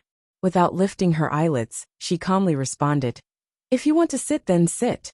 Miss G seems to be afraid of me. Su Jilan took a look at her, took a chair, and sat down, sitting opposite Jinwan in a dignified manner. Hearing this, Jinwan burst out laughing. I don't want to say too much, lest I hurt you. Su Jilan raised her eyebrows and was about to speak, when Jinwan put down her cell phone and looked up at her. Although Jinwan's hair was slightly wet and scattered on her back, and she looked particularly fresh and clean after taking a shower. Compared with Su Jilan's beauty, Jinwan's attitude was neither hurried nor slow. In such a situation, Su Jilan couldn't guess what Jinwan was thinking. She had personally tested Jinwan's bottom line and learned from Su Shui that Jinwan was a woman who looked simple, but was not easy to deal with. It turned out that Jinwan was not affected by the photos and the ring at all. Su Jilan hesitated and suddenly went straight to the point. Miss G, you said you never knew of my existence before you received those photos. So do you know who I am now? Jinwan glanced at her and lazily sneered. You've already introduced yourself and taken out the engagement ring. There's no need to repeat your self-introduction. I'm not interested in your name and identity, and have the patience to listen to it too many times. Seeing the calm look on her face, Su Jilan paused for a moment, then suddenly curled her lips and said, Miss G, although I didn't come with good intentions, I admit that my purpose is Jingshan. No one can accept the fact that a man you once loved has become the husband of a woman who came out of nowhere. But your attitude shows that you just want to cling to Mo Jingshan, and you don't care whether he has had other women or not, right? Ji Yunshu said. Miss G, although I didn't come with good intentions, I admit that my purpose is Jingshan. Chapter 330. Jinwan had thought that Su Jilan was going to play this roundabout game with her for a while, and she thought this Miss Su was strange and not decisive enough. Sure enough, people who were spoiled from childhood all had a common problem. That was they didn't have enough patience. I'm afraid even Miss Su isn't qualified to say whether I'm the exception or not. Jinwan smiled, but there was no smile in her eyes. But I checked the ring on the internet that day. It's a masterpiece by a famous jewelry designer in the United States. It's indeed expensive, but I heard that the ring was auctioned by the Su family at a charity party. Later, the Su family took it and engraved the letters as an M on the ring, which represent you and Mo Jingshan, but it doesn't seem to be a real engagement ring. Jinwan tilted her head slightly, and her voice was indifferent and languid. As a woman, seeing another woman so stubbornly in love with her husband, and even carefully treasuring a meaningless ring with just an extra letter M on it for many years, it shows that my husband is still as charming as ever no matter how many years have passed. She paused for a few seconds and continued, "But marriage is marriage. Miss Sue, even if you used to love him fiercely, that's a thing of the past. Why do you have to hold on to a shadow that you can't reach at all?" Sue Jilan's face suddenly darkened. The ring was like a thorn in her heart. She had tried to show off, but in the blink of an eye, it became a kind of humiliation. She smiled calmly, and her delicate makeup and eyebrows were shrouded in a glaring mockery. When a person's confidence reaches a certain level, it's really hard to wake him up. "Tell me, you don't even know who your biological father is, but you're the miss of the G family. What right do you have to stand by Mo Jingshan's side? Oh, now you can squander your confidence unscrupulously with the title of Mrs. Mo. Are you sure that a man like Jingshan will like you? If he didn't have other reasons, how could he marry you as soon as he returned to High City?" Jean Wan was still smiling lightly, and no one could tell what she was thinking. Su Jilan stared at her, and the aggression in her eyes was very obvious. "Before I got together with Jingshan, he had never been intimate with any woman, and I was the man who broke all his firsts. As for you, you just happened to get married at the right time. As I said just now, if his wife were any other woman, he would treat her very well. You're not special, so don't be too confident. A man will always have a woman in his heart, but that woman obviously won't be you." Jean Wan raised her eyebrows and said in a clear voice, "You're standing in front of a man's legitimate wife and talking about feelings and the past with me? Just how desperate are you that you would use such a method to attack me?" Facing Jean Wan's unwavering attitude, Su Jilan's eyes turned cold. "I'm reminding you to know what's good for you." Hearing this, Jean Wan was about to sneer when she heard Su Jilan say coldly again, "Jingshan was seriously injured many years ago, and I stayed with him in the hospital to take care of him for a long time. Our relationship has always been stable. Now you accompany him day and night in the hospital. Have you ever thought that maybe he just regards you as my shadow?" Hearing this, Jean Wan suddenly smiled. "A shadow that can't even enter his ward? As a shadow, your sense of existence is too low." As soon as Su Jilan saw Jean Wan's smile, she felt uncomfortable all over, and tried to poke at her heart word by word. "He won't have too much contact with any woman after marrying you, because of his responsibility for his marriage. I know him very well. Mo Jingshan is a very principled and disciplined man, and his self-restraint is not comparable to that of ordinary people. Marriage is his shackles. Since he entered this prison, he has bound himself to this responsibility. But you can't guess whether he is willing to do this or not, can you?" Jean Wan's smile made Su Jilan feel uncomfortable all over, and she tried to poke at her heart with each word. "I don't need to guess." Jean Wan was not hurt at all. She smiled carelessly and indifferently. "In my world, as long as sweet things are sweet enough, I don't need to worry about whether the saccharin will become bitter or not. This kind of behavior of asking for trouble is usually the thinking of a psychopath. I'm a simple-minded person, and no one can instill any negative emotions in me. Miss Sue, I advise you to give up on me. If you have time, you'd better find a way to ask Kay to let you go in and talk to Mo Jingshan alone. Of course, that is, if you can get in." Su Jilan stared at Jean Wan, her fingers hidden under her bag gradually clenching. Jean Wan could see that she was really anxious. She was anxious to take advantage of their return to Los Angeles to do something, to take back something, or to leave something in Mo Jingshan's life that had nothing to do with her at all. Leave what? Su Jilan planned to become a snowball in Jean Wan's heart step by step, and then roll in her heart like a snowball until it became an existence that could not be ignored. Because in this way, as long as Jean Wan chose to quit, Mo Jingshan would no longer have the shackles and obstacles of marriage, and everything would be much easier. Unfortunately, Mo Jingshan had never given Jean Wan a chance to have such a boring place in her heart. He would never allow any unforeseen accidents or misunderstandings. He had said all that should be said and explained, and he had always been as honest as he should be. As far as I know, The Ji family status in High City is not as good as before, is it? Su Jilan stood up, walked slowly in the ward as if carelessly, and turned to look at Jin Wan. In this situation, for the Su family, it's as easy as pinching an ant to make the Ji family go bankrupt. Now most of the industries in China are somewhat redundant, and it's very easy to replace something. What do you want to replace? For example, a few department stores that don't seem to have a good future, a listed company that is in debt, or, like what? Suddenly, a low, cold voice rang from the door of the ward. Hearing this voice, Su Jilan, who was standing by the bed facing Jin Wan, suddenly paused and turned to look at Mo Jingshan, who had appeared out of nowhere. Jin Wan didn't expect that Mo Jingshan would come.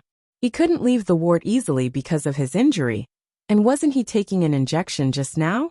Why was he here? Kay didn't dare to speak after entering the door, and stood behind Mo Jingshan. Chapter 331. Mo Jingshan's eyes were dark and indifferent, but his indifferent eyes soon made Su Jilan feel a chill from the soles of her feet to the top, and spread all over her body. Jin Wan's smile disappeared because of his appearance. You, who let you out of the ward? Jingshan. After several years, she finally saw him standing in front of her, instead of watching the financial news. Su Jilan's composure suddenly cracked, and her eyes were glued to him. The man was dressed in a light blue hospital gown. He was as cold and handsome as ever. His face was obviously pale, but the coldness in the man's eyes was almost seeping out. He looked at her calmly with his dark eyes, without the slightest bit of politeness that an old friend should have. Seeing Mo Jingshan's pale face, and the faint blood on the back of his hand, Jin Wan guessed how he came here. Her heart clenched, and she was about to get up to help him. But the woman in blue standing by the bed in front of her quickly walked up to him. Jingshan, how are you hurt? Where on earth did you come back from? How did you get hurt like this? Su Jilan looked concerned. She had come up to the man, and was about to reach out to help him, when the man in front of her glanced at her coldly. Su Jilan's hand, which was about to touch his arm, paused and hesitated before putting it down, but she clenched the bag in her hand. She couldn't hide the concern in her eyes, and her voice was gentle and sweet, not as cold and arrogant as when she was talking to Jin Wan. I heard that you've been in this hospital for several days. You still look so pale after so many days. Where are you hurt? Is it very serious? Is it more serious than that time? What did you just say? Mo Jingshan didn't answer her question, but asked back in a low voice. The man's handsome face was calm and indifferent, and his eyes were distant and distant. In Su Jilan's view, his indifference was so sharp and silent that her nerves were trembling. What can I say? I came to see Miss Ji, and care about the relationship between you and her. After all, I've been through it. After a moment of silence, Su Jilan suddenly gave a natural smile and stared at the man's face, refusing to let go of any expression on his face, even if it was indifferent. Mo Jingshan was cold and indifferent. He did not plan on answering her words. He said softly, recently, Elder Su's thoughts haven't been in the right place. You clearly know that my place is a forbidden area to your Su family, but you still turn a blind eye to it and barge in? Being completely ignored in front of Jin Wan, Su Jilan had to calm down even if she was embarrassed. She looked at him, suddenly smiled, and then turned to Jin Wan, whose face had darkened because of Mo Jingshan's appearance. After all, it's rare for you to be injured and hospitalized. I have more experience in taking care of you than Miss Ji. When you were in a coma, I had been watching over you. Now that I heard you were here and in the same hospital, I had to come and see you. Mo Jingshan didn't say anything at first. He just glanced at her coldly, and then said in a cold voice, If I remember correctly, when I was in a coma, I was taken care of by Nanhang's men. Miss Su occasionally appeared when I was in a coma. I don't know if you have experience in taking care of people, but Miss Ji is my wife. It's natural for her to take care of me. Don't you worry too much? Su Jilan didn't speak. When she heard Mo Jingshan say that Jin Wan was his wife, her eyes were fixed on him. After a few seconds of silence, she said, Jingshan, what I care about most now is your physical condition. As for who your wife is, Miss G has just repeatedly emphasized this matter to me. She has been reminding me all the time that she is now the winner. You are so injured, and I have no time to think about other things. The most important thing is you. Mo Jingshan's tone was still indifferent. Do I need her to emphasize who my wife is to you again and again? Isn't it obvious to everyone? What I mean is, Miss G might be afraid that I might pose a threat to her, so she kept emphasizing her body. Really? But why did I hear you just list a few examples in front of my wife? Mo Jingshan's dark eyes coldly swept over Su Xue's face. For example, using your most common means to control people with power and money? Do you think her temper is so soft that she would allow you to bully her like this? Didn't you see what happened to Su Xue? It doesn't matter if you lose a cousin, but do you want to lose yourself as well? Jinwan really didn't think she was bullied. After all, she and Su Zhilan were evenly matched. But when she suddenly heard these words from Mo Jingshan's mouth, she was so moved that she almost burst into tears. Su Zhilan stared at the man's cold eyes. You won't hurt me. At this time, the door of the ward was suddenly opened and Nanheng, who had been listening outside for a long time, was standing there with his eyebrows raised. I'm sorry. I found that no one was in the ward upstairs, so I came here to have a look, only to hear such a big drama. Nanheng glanced around with a faint smile, and finally rested his eyes on Su Zhilan, saying flatly, I advise Miss Su to stay away from Jinwan. Mo Jingshan treasures his wife very much, let alone your threats. Even if you appear in front of Jinwan and affect her mood, it's enough to make him very unhappy with you. Su Zhilan's eyebrows twitched. Obviously, she didn't expect that they all knew about the photos. Besides, Nanheng raised his hand and casually tidied up his cuffs. There was a cold sneer on the corner of his mouth, and he said slowly, We didn't touch you back then, because the Su family still had a certain status in the American arms industry. Both of us kept each other in check, and were in the same boat. If the Su family didn't act rashly, we wouldn't either. But now, in order to protect himself, Elder Su has handed over everything in his hands. He was willing to be abandoned to protect the Su family's small territory in the business world. He has gotten what he wanted, but he has lost the condition to keep us in check. Hearing this, Su Zhilan's suppressed calmness seemed to crack. She looked up at Mo Jingshan, who had been indifferent all this time. Chapter 332. Su Zhilan's fingers trembled silently. She stared at the man with cold eyes in front of her. My grandfather was forced to hand over those management rights because of you? Kay couldn't bear to listen anymore. Although he had met Miss Su before, when he saw her questioning Mr. Mo in such an attitude, he couldn't help interrupting. Miss Su, Mr. Mo has been very kind to your Su family. If it weren't for the fact that Elder Su and Shine Group had a lot of mutual ties, the Su family would have faced more than just handing over the management rights. But Miss Su, it's not right for you to keep pestering him. You should have known it when Mr. Mo left the United States. I don't understand. Su Zhilan bit her lower lip and stared at Mo Jingshan's calm face. So was I used by you? You want to use me to break through the last barrier between you and the Su family?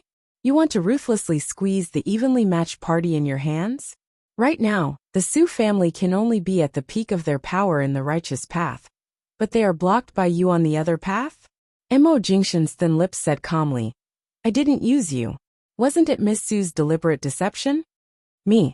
When did I deceive you? Su Zhilan's face suddenly tightened. Mo Jingshan's lips curved imperceptibly.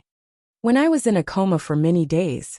When I woke up, you stood in the ward and told a lie with my father. Don't you remember? Su Zhilan paused.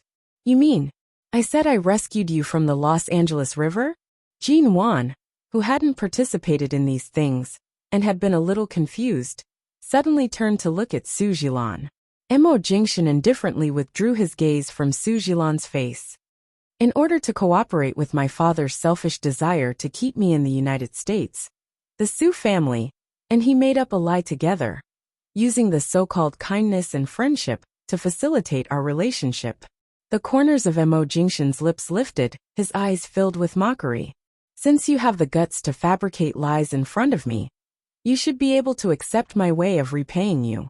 The Su family was shrewd, and I cooperated with you effortlessly. Coincidentally, the Su family had something I wanted, so I patiently played with you for 2 years. At the end of the day, Miss Su was used by her own grandfather. Even if this dirty water were to be poured on me, it wouldn't be my turn. Su Zhilang couldn't help but tremble harder. She wanted to say something, but when the words were on the tip of her tongue, she couldn't say them. She just looked at the man in front of her with red eyes. Why are you so sure that I was lying back then? At that time, you were covered in blood and barely had a breath left. I really drove there and sent you to the hospital. Jing Shun, I can understand that you have prejudice against the Su family, but you can't deny my feelings for you. Are you sure you want to continue making up this useless story? Mo Jingshan's cold voice rang in front of her.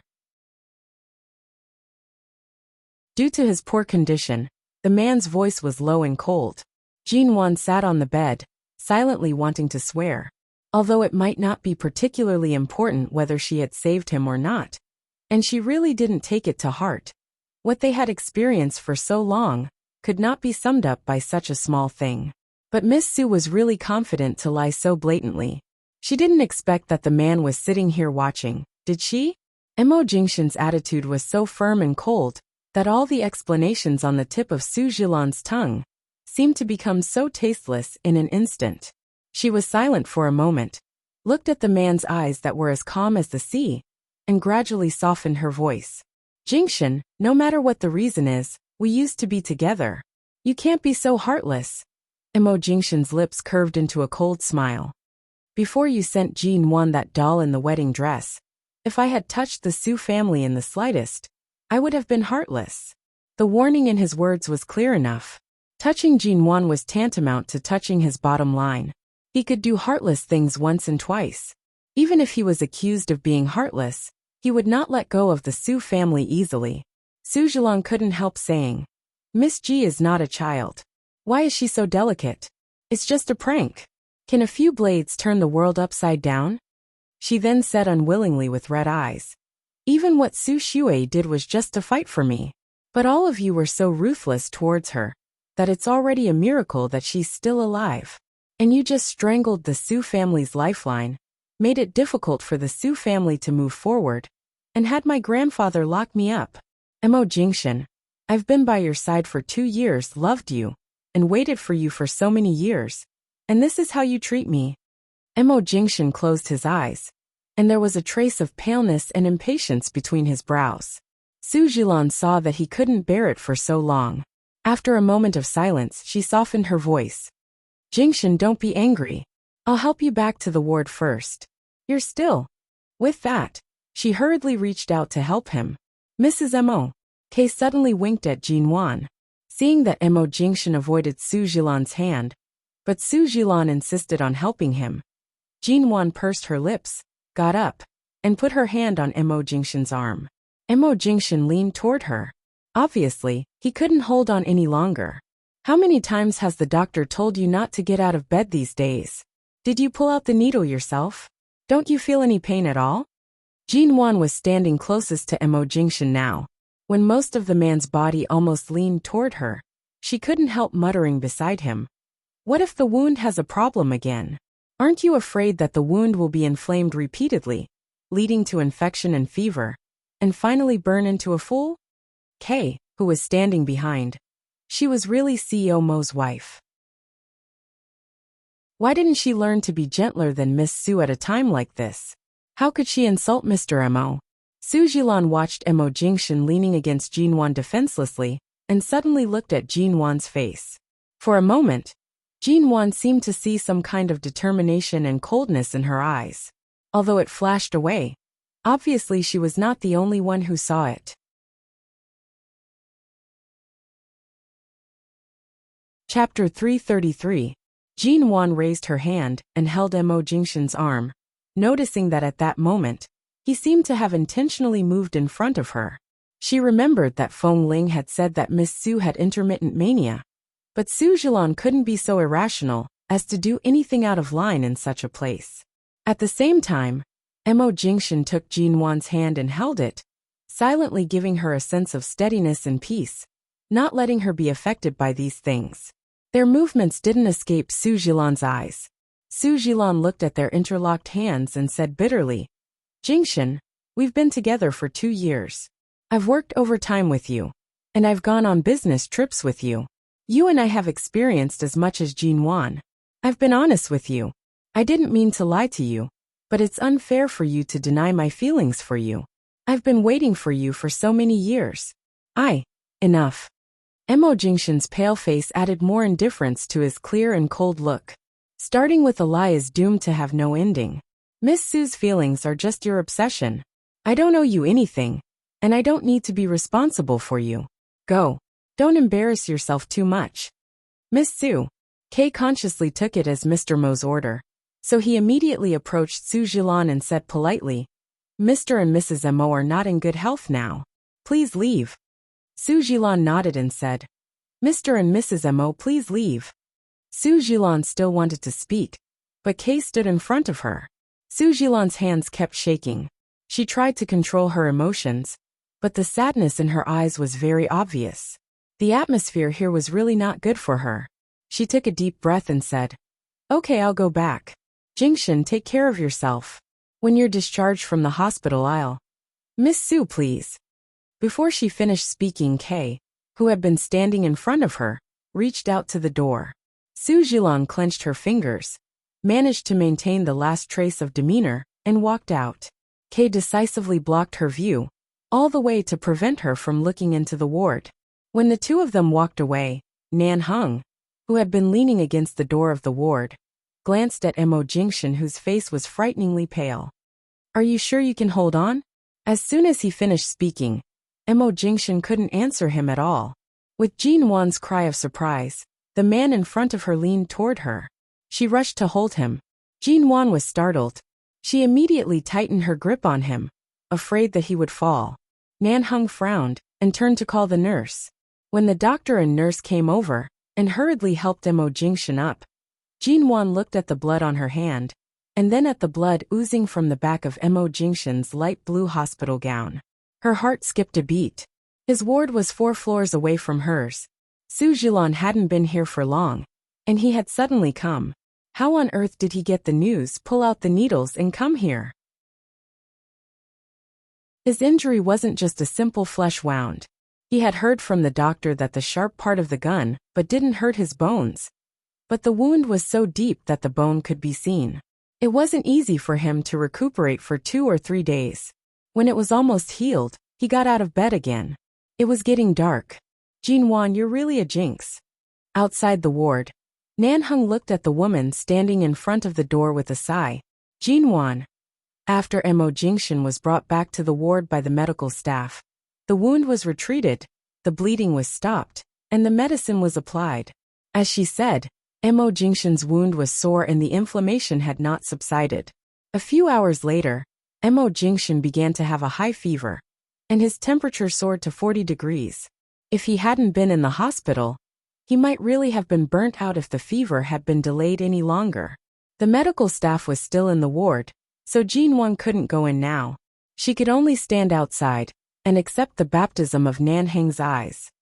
I've been watching him every moment of the day and told him not to move, but when I went back to the ward to take a shower, you all forgot to keep an eye on him.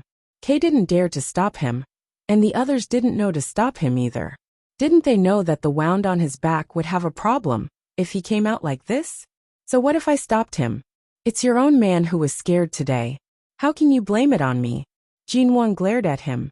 I've just been bombarded by my ex-girlfriend and stimulated physically and mentally, and faced with my husband's high fever and coma. Can't you take my mood into consideration and comfort me a little? Nan Hung rolled his eyes at her. I don't see how you've been stimulated by your ex-girlfriend. Jin Wan also glared at him. I haven't had time to be stimulated, but the person you failed to stop has rushed into the ward. You want to be stimulated, don't you? Nan Hung raised his cold eyebrows. If you're willing to listen, I don't mind telling you how Mo Jingshan and Su Jilan got together.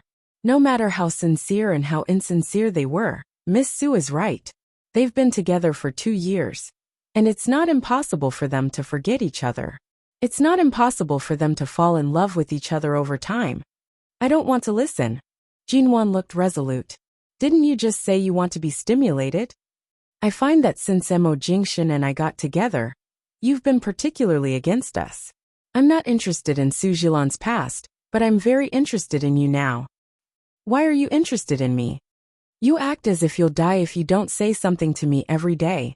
I always feel as if I've robbed your man. Nan Hung, do you have feelings for Mo Jingshan? Jinwon looked at him meaningfully, and when Nan Hung choked on the cigarette and coughed several times, she glanced at Feng Ling, who had just come out of the elevator. Nan Hung was coughing hard. Feng Ling came over, took a strange look at him, and then looked at Jinwon flatly. Mrs. Mo, I've arranged for other people to guard your ward. No one will disturb you in the future. Jinwon nodded. In fact, if it had been anyone else, they wouldn't have been able to get in. After all, Su Jilan had been friends with them before, so it was understandable that they didn't dare to block her blatantly. Chapter 334. Understanding the meaning behind Jinwon's words, Feng Ling said, We'll investigate those people. Right now they've already been replaced. Don't worry. Not long after, the doctor came out of the ward. He said that Mo Jingshan had been given an injection to reduce his fever, but his fever was still obvious. His body temperature was only under 39 degrees, and he was still running a high fever. In the next few hours, before his fever completely subsided, someone would have to stay up all night to take care of him and lower his body temperature. They would also have to feed him warm water frequently. With Jinwon here, naturally, no one would snatch this task from her. In the dead of the night, Nan Hung returned to the base. Feng Ling rested on the long bench outside the ward. The room was quiet. Mo Jingshan was still sleeping. His complexion was different from when he was running a high fever. Right now his body temperature had dropped slightly. The man's usually handsome face was pale. He was sleeping too quietly. Jinwon felt even more anxious in her heart. She did not know when his injuries would completely recover. She reached out to touch his forehead. It was indeed still very hot. Jinwon stood up to bring in the new ice pack that the nurse had just brought in. After holding it in her hand for a while, she carefully placed it on his head. Although Mo Jingshan was unconscious, he did not seem to be sleeping well. Due to the coldness on his head, he unconsciously furrowed his brows. Jinwon gently placed her hand on his shoulder, patting him gently as she said, You're running a fever. Sleep well. Right now, you don't have to worry about anything. You just need to sleep well and bring your fever down as soon as possible. She was not sure if her words were effective or if Mo Jingshan was not too awake, but not long after she spoke, the man's breathing returned to normal. He had already fallen into a deep sleep. Such an obedient Mo Jingshan, if not for his worrying pale complexion, Jinwon would have found him slightly adorable. His appearance when he was asleep was completely different from when he was awake. In this world, it was likely that not many people would have the opportunity to see such a fragile, quiet, and defenseless Mo Jingshan. Jinwon pulled a chair over and sat by the bed. From time to time, she touched his head and hands, and occasionally used the electronic thermometer to measure his temperature. For 2 consecutive hours, she tried to find a way to feed him warm water and wipe his palms and neck with a towel dipped in warm water. 2 hours later, Mo Jingshan's body temperature finally dropped to around 37 degrees. After confirming that his fever was gone, Jinwon carefully removed the ice pack from his head and gently wiped his face. She then sat by the bed and watched him sleep under the faint light of the ward. The man's face was still pale. He just lay quietly on the bed. The bruise on his brow bone a few days ago had disappeared. His clean appearance had an inexplicable kind of sickly beauty. She recalled how this man had stood in her hospital room during the day and treated Su Jilan with no emotion. He was so cold that he seemed to be able to isolate himself from all other women except for her.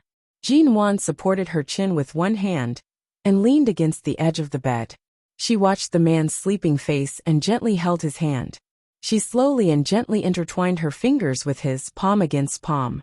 Jinwon did not know how she had fallen asleep. When she suddenly woke up, she felt that her head was slightly heavy. She abruptly raised her eyes and met the man's ink-black eyes. When did you wake up? Feeling that his hand had unknowingly touched her head, Jinwon rushed to sit up straight and raised her hand to gently pull it down. She felt the temperature of his hand and confirmed that his fever was no longer rising. Only then did she relax. I actually fell asleep. Wait a moment. I'll go call the doctor. There's no need to call the doctor. Your fever has already subsided. What's the point of calling them? Mo Jingshan held her hand and did not let her go.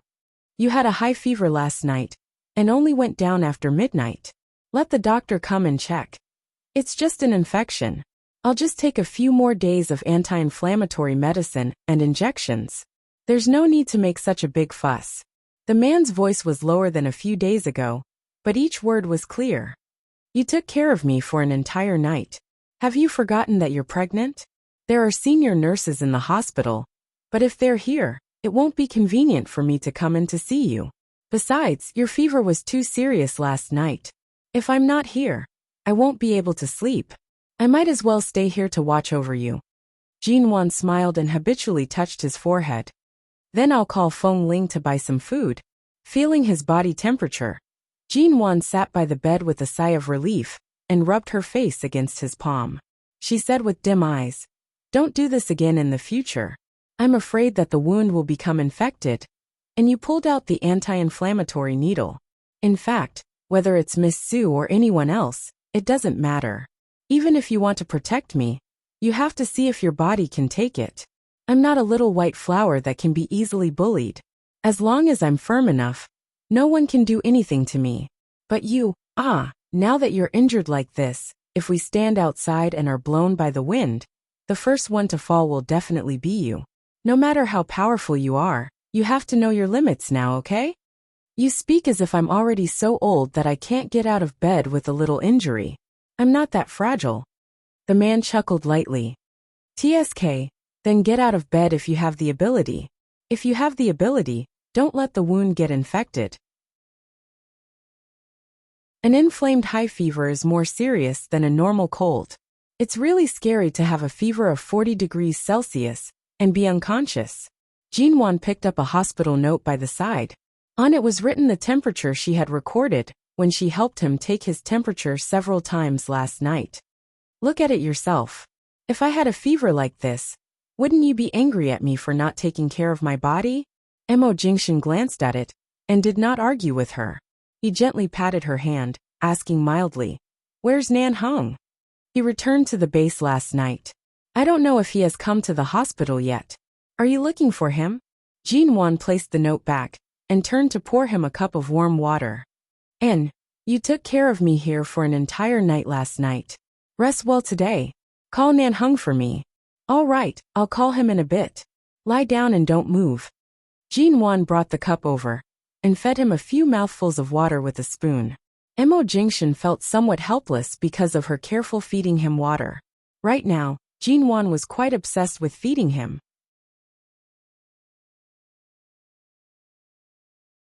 Chapter 335. After calling Nan Hung, Jinwon turned to see that Feng Ling had gotten up from the lounge chair in the corridor and was walking over. You didn't sleep all night? Jinwon asked. Feng Ling didn't answer but glanced into the ward. How is it? Is Mr. Mo awake? He's awake. He must have something to talk to Nan Hung alone. I just called Nan Hung. He'll be here soon.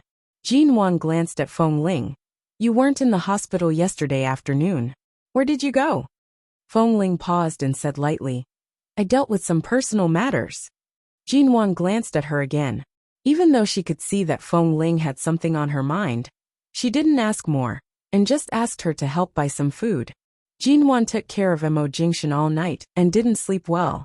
Her face was haggard that she didn't notice. Feng Ling was now in charge of Jinwon's daily needs, and knew some of her habits like the back of her hand. Seeing that Jinwon didn't intend to sleep after returning to the ward, and didn't look very good, she went out to buy some food, and came back with other things on her way back. Mrs. Mo, do you want a mask?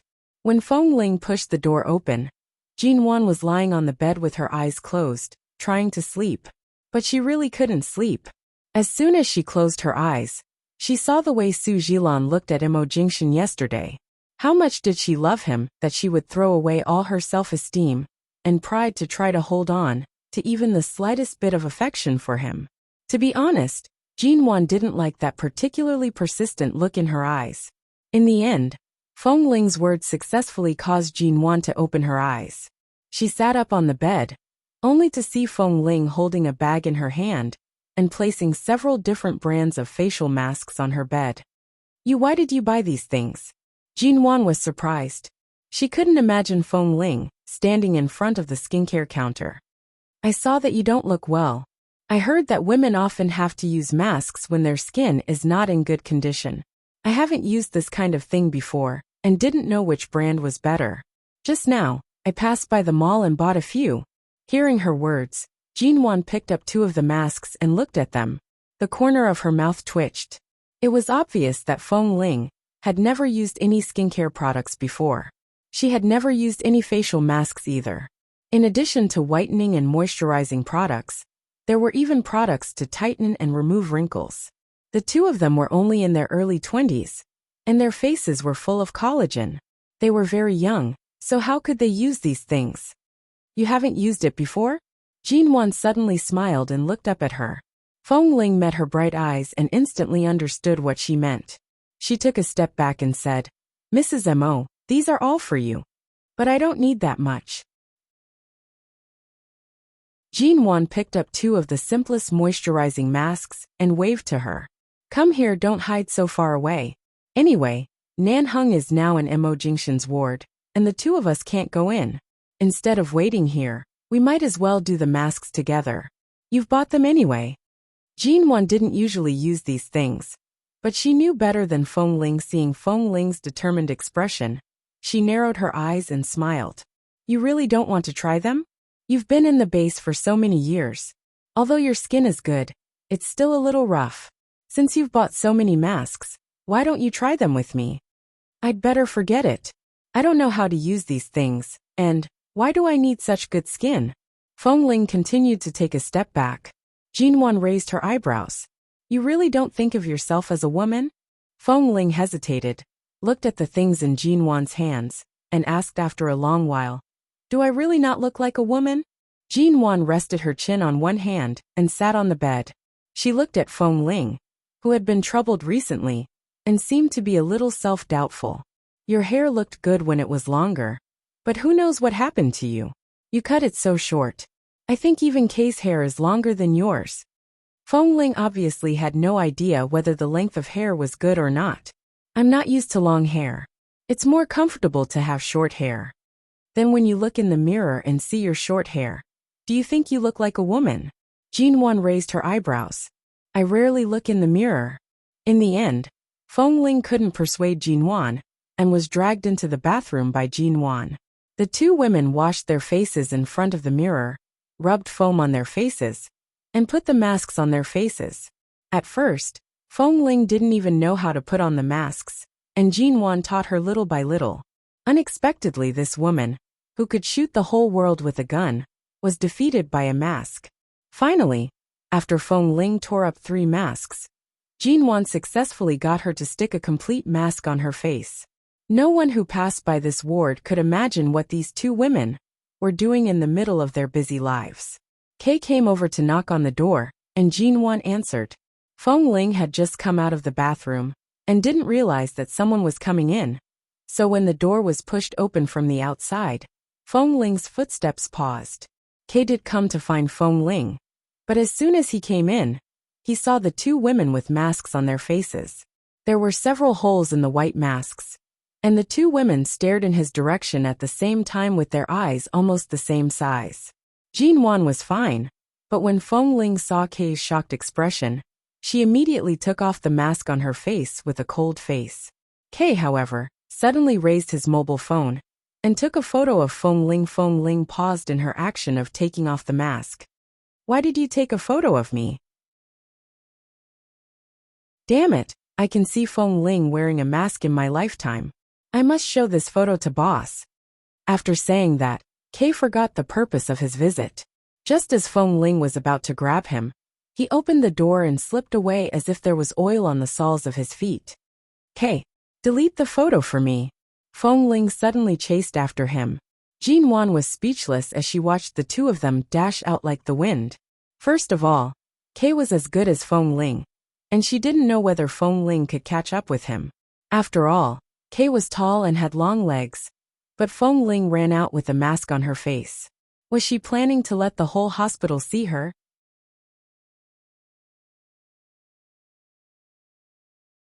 Chapter 336. Give me your cell phone. Feng Ling glared at him fiercely. Kay pursed his lips and pointed at Feng Ling's face with his chin.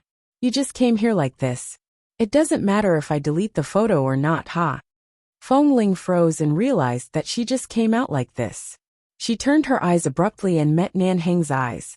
What the hell are you doing? Nan Heng gave her a strange look. Feng Ling.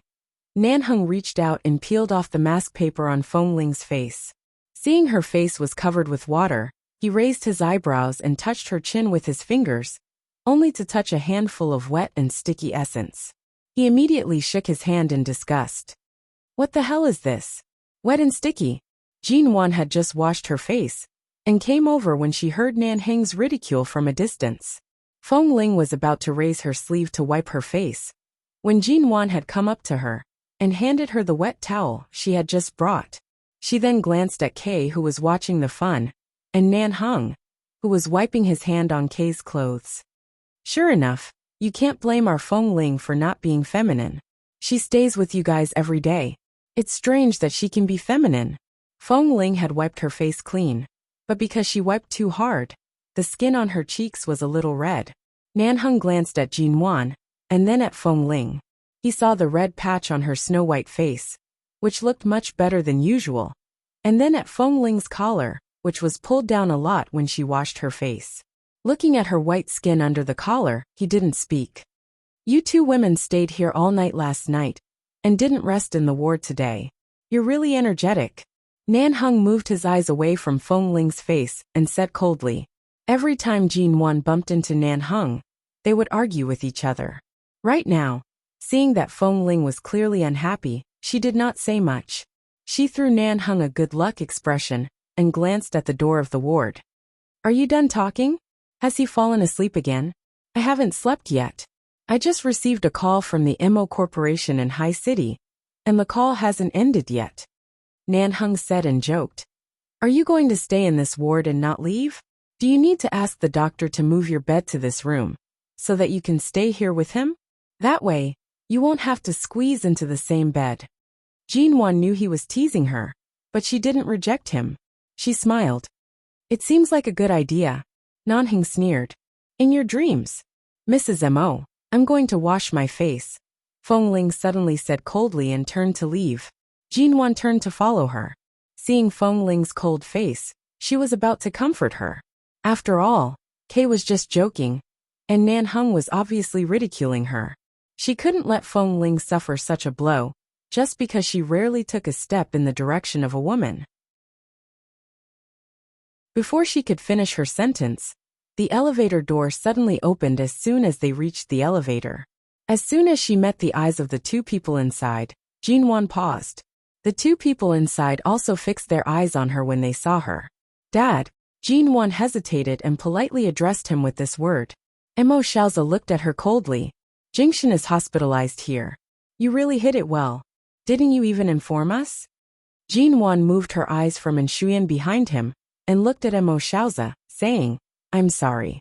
We came back in a hurry, and haven't left the hospital these days. It's my negligence not to inform you in time, but I really don't have your contact information. Ever since the bet with the Mo family that was worth tens of millions a week, Mo Xiaoza didn't have much reason to pick on her. After living in harmony for so long, she put away her sharp-tongued side. The first thing she said was to directly and sincerely apologize.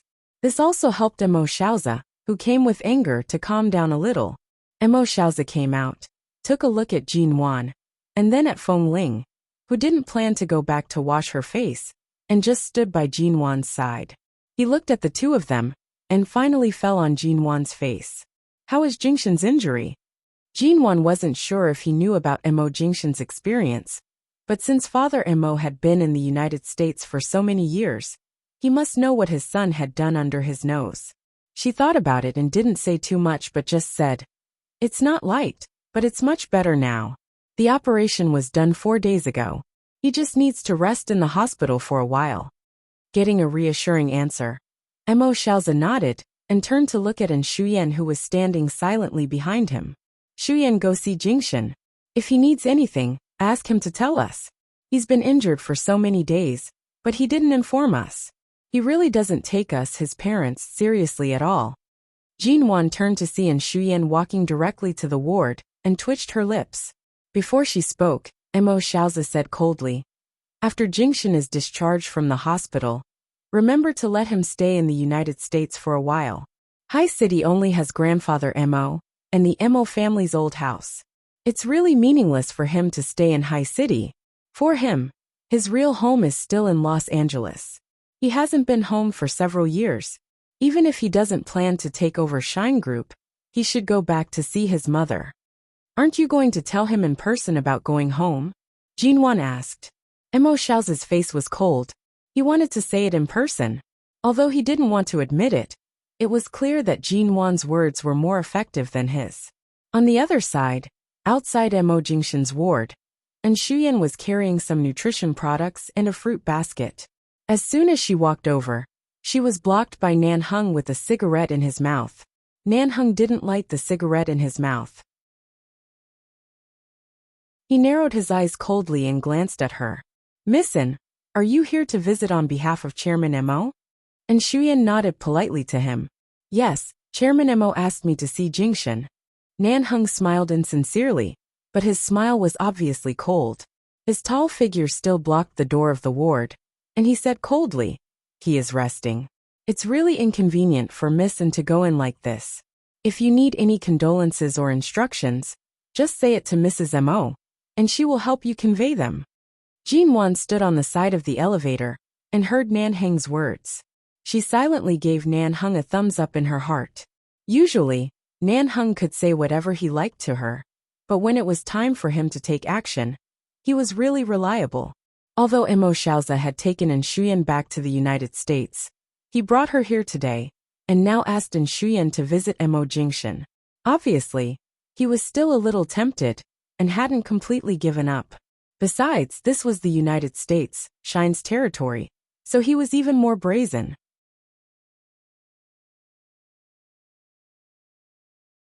Chapter 337. Mr. Nan Heng, Director Mo is right there. You should have heard what he said earlier.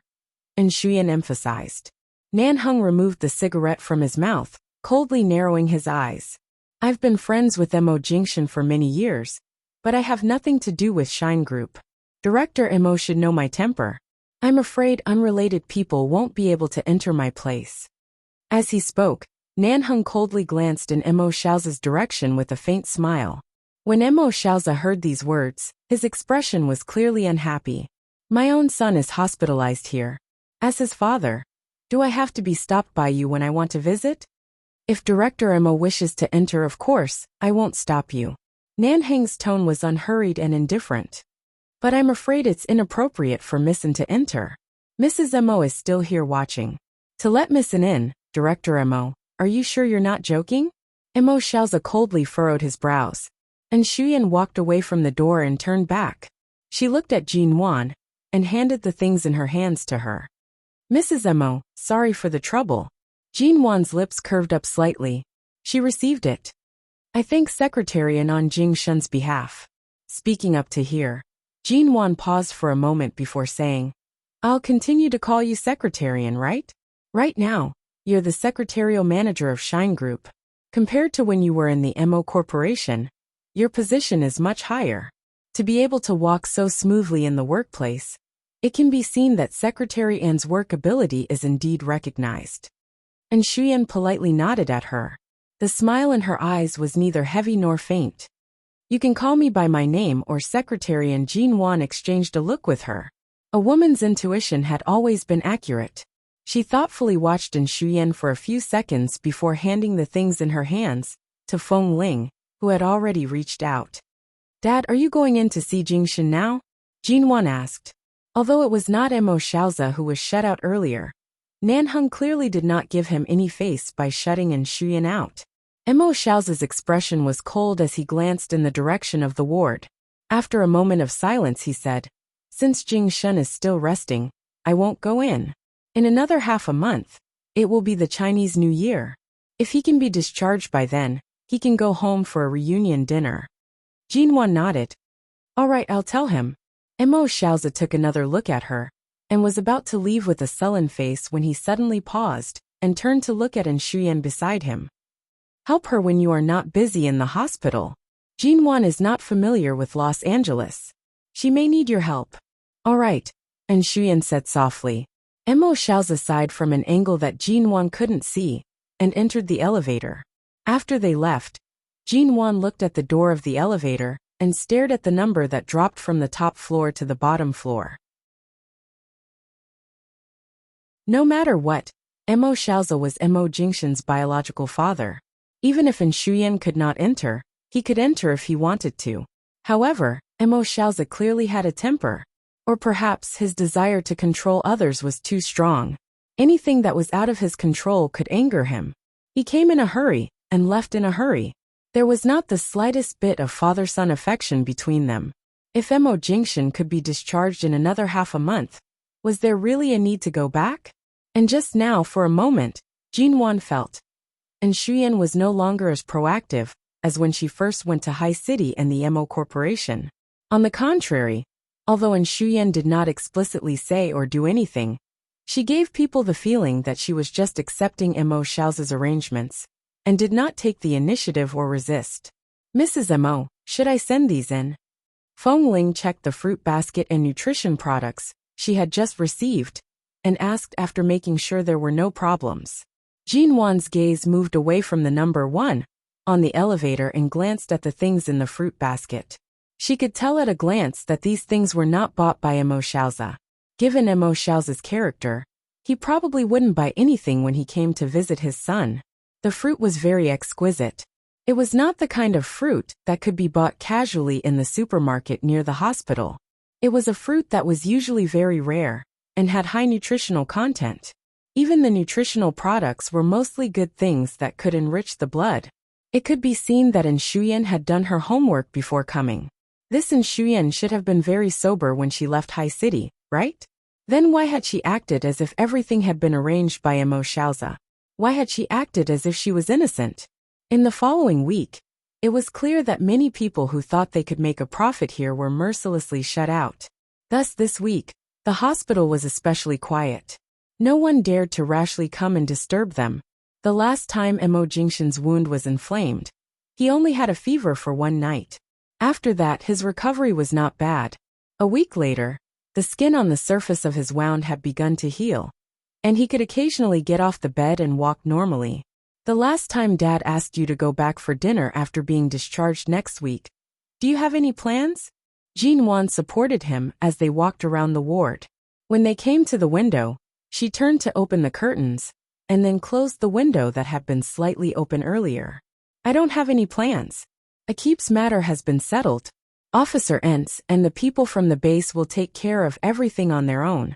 I don't plan to stay in America for too long. After I recover, I'll bring you back to High City as soon as possible."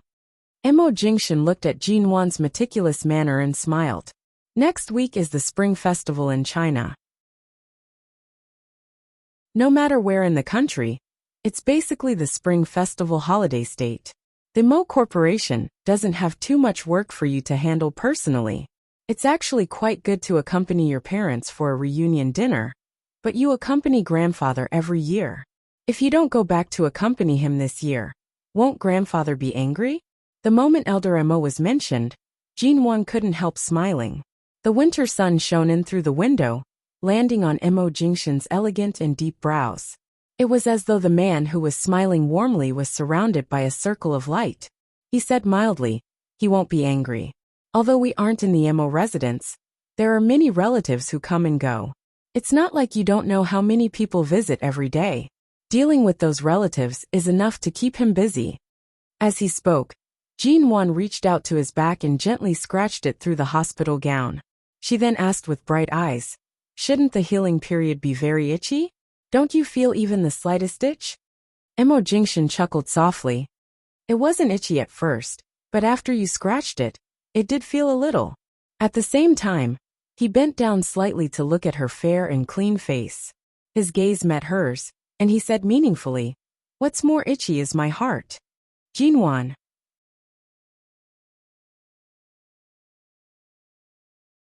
Chapter 338. Ever since she became pregnant, Emo Jingshan had changed from teasing her physically to teasing her verbally. Jinwan was already used to it. Emo Jingshan could only lie on the bed, and she would glare at him even if he moved his arm. Now that he could finally walk and hold her, the man's arms around her waist gradually tightened, as though he was going to imprison her in his arms and never let her go. Both of them were wearing hospital gowns. Because Jinwan was too thin, her clothes appeared particularly loose. The man only gently tugged at them, and the 2 buttons on her chest were directly undone. Being held in the man's arms like this couldn't be more convenient. Jinwan tilted her head. "I'm less than 2 months pregnant," he replied vaguely. "And I know. A few days ago, when I went for a checkup, the doctor said that it was too early to see clearly. I'll go for a checkup when I have time in the next few days. I didn't know that a prenatal checkup would be so troublesome." The man's kiss spread to her collarbone, and then moved back to her neck, and finally fell on her lips. He pressed her against the wall by the window. Although he held her tightly, he avoided her stomach and pried open her lips and teeth to invade. They kissed for a long time. Jinwan didn't struggle. Anyway, Emo Jingshan knew better than her. Sure enough, as they kissed, they forgot about each other. When they were ready, the man pressed against her, and the 2 of them stood against the wall. He leaned against her neck, panting, and his husky voice was almost against her ear. "There's still 1.5 months to go. It's uncomfortable." Jinwan wanted to laugh. She held it in for a long time and finally laughed. She raised her hand to hug the man who seemed to be acting coquettishly. Anyway, she defined Emo Jingshan's words of uncomfortable as acting coquettishly. She smiled and held his neck. "Grandpa, didn't you want us to have a football team? You have to bear with it sooner or later. After you give birth to one, who knows when you'll have to give birth to a second one? You'll get used to it." The man suddenly pinched her chin and kissed her again. Then he kissed her cheek and moved to her ear to coax her. "One is enough. Do you think I don't know that you go back to your ward every morning to secretly vomit behind my back? Just one is already so difficult to endure. How can I bear to let you suffer this kind of suffering again?" Jinwan found that Emo Jingshan's appearance really gave people the impression that he was a man of few desires. However, when she really got to know him better, she realized that this man always had the ability to make people drown in his kisses. If she wasn't pregnant now, when he could finally move, he would probably kiss her and throw her onto the bed at any time. When she went for another prenatal checkup, the results this time were not very different from the previous one. It still looked good, but compared with ordinary pregnant women, the fetus was not very stable. This had something to do with Jinwan's cold womb, and her experience in the past 20 days, and her poor sleep every day. She slept well in Emo Jingshan's ward, but every day she was always worried about his wound, and she was always in a bad mood. Occasionally, she would have nightmares in which Dolly pointed a gun at her. Due to all these factors, the little thing in her stomach was not very stable. It was slightly smaller than normal. The doctor reminded Jinwan to eat more, get more nutrition, rest more and stay calm. She did not need to worry too much.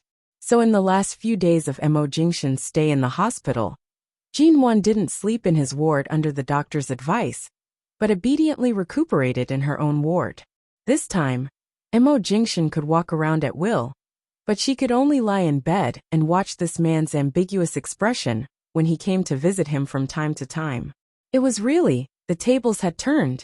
There were so many Chinese in Los Angeles that the Spring Festival in China could be felt in the major shopping malls and streets here.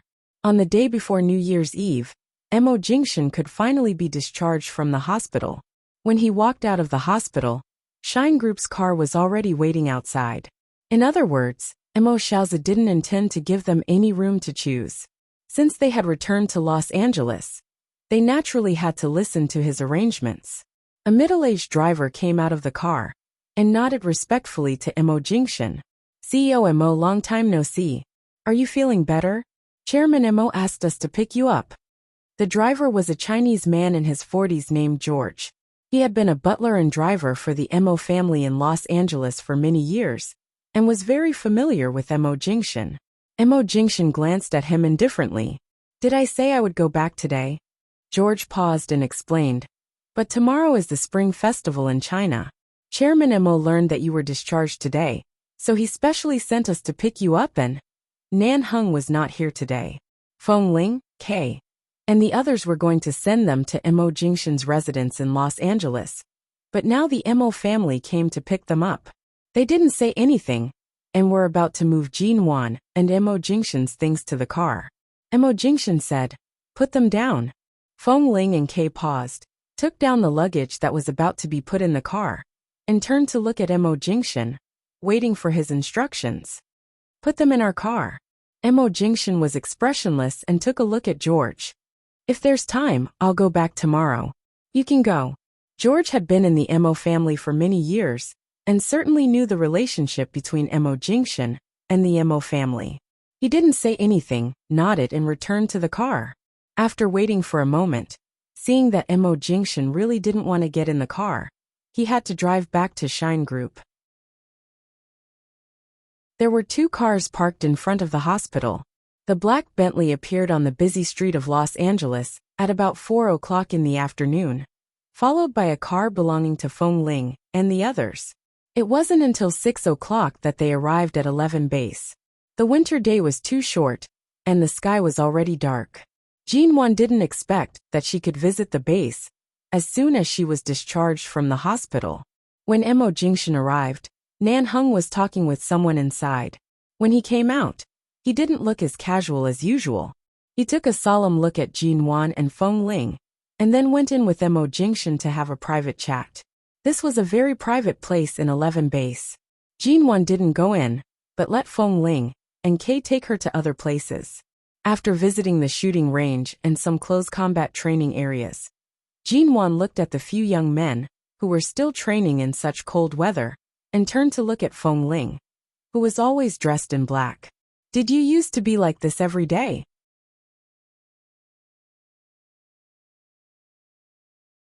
Chapter 339. Mrs. Mo. Don't be fooled by Feng Ling's thin body. Every time we train, she is better than us. And when we fight, she is always the first one. In terms of close combat, 80% of the people in our base can't beat her, and the remaining 20% can only beat her if they have a chance. She is very fierce, Kay said as he put his hand on Feng Ling's shoulder boldly, as if he were getting along with a brother. Feng Ling didn't avoid him but said coldly, "I refuse to be flattered." Kay smiled. "What's wrong? Are you afraid that Mrs. Mo will raise your salary when she finds out your status in our base? Alas, it's not that Mrs. Mo can't afford it. Get lost." Feng Ling raised her hand and slapped him away. "I'll walk here with her for a while. Why are you always following her? I don't think you can have a private conversation with Mrs. Mo. Last time, you were so embarrassed that you almost smashed my cell phone." Before Kay finished speaking, before Feng Ling raised her foot to kick him, he nimbly dodged and ran away. Jin Wan stood on the side of the training ground with a smile, glanced at Kay's back as he ran away, and then turned to look at the people who were training inside. She touched the metal railing next to her with both hands, and the cold touch made her feel that everything was real. Just like in Cambodia, in such a heavy training base, it seemed that everyone had a gun on their waist, and from time to time, she could hear the rhythmic sound of gunfire coming from the shooting range. "You can't enter this kind of place easily, can you?" Jin Wan asked. Feng Ling stood next to her, looking in the same direction as her, and answered lightly, "N." Jin Wan turned to look at her. "Then how did you get in?" "I happened to save a person from their base, and was introduced by him. But I was too small when I was a teenager. I was a woman, but I had to pretend to be a man. So I looked even thinner and smaller in a group of newcomers. At that time, Nan Hung was very averse to me and didn't think highly of me. He tried many ways to force me to leave, forcing me to undergo the most intense training and tests. It almost cost me half my life, but I still refused to leave.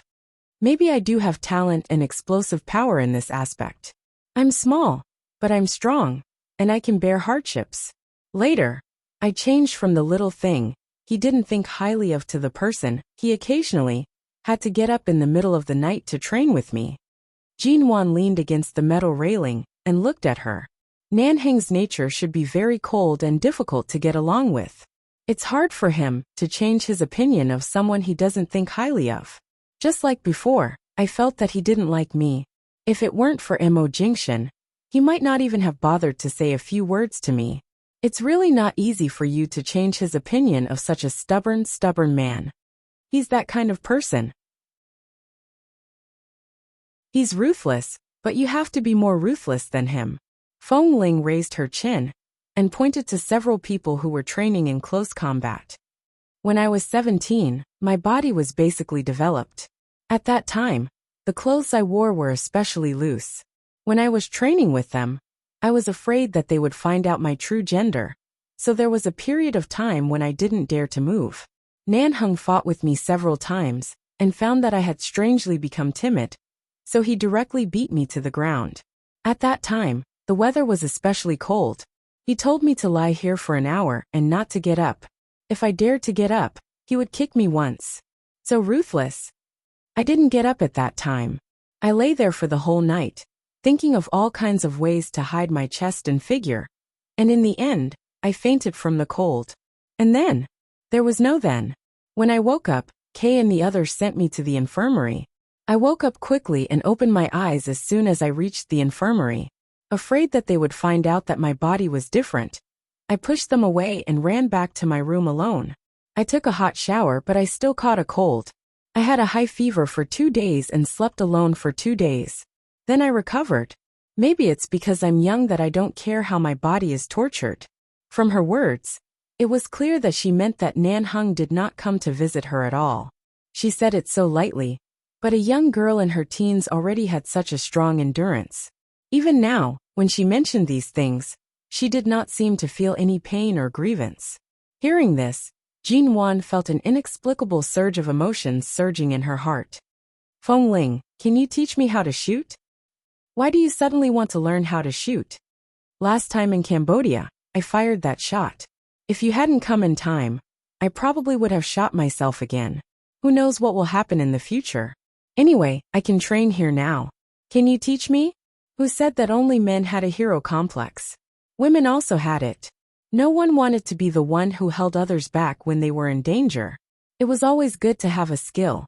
Feng Ling wanted to say that it was better to teach her some simple self-defense skills than to shoot. But when she was about to speak, she remembered that Jinwan was pregnant and couldn't learn these things that required extreme movements for the time being. Then teach me, but I feel that even if you learn it, you won't be able to use it in the future. Let's talk about whether I can use it or not. The main thing is that you are too handsome. I want to be as handsome as you. In the evening, the training time on the shooting range had just ended, and then there was a gunshot. When an important guest in the base's conference room heard the gunshot, he calmly commented, "This sounds like a newcomer." Nanheng glanced at the time, and then exchanged a look with Mo Jingshan, who was sitting on the other side.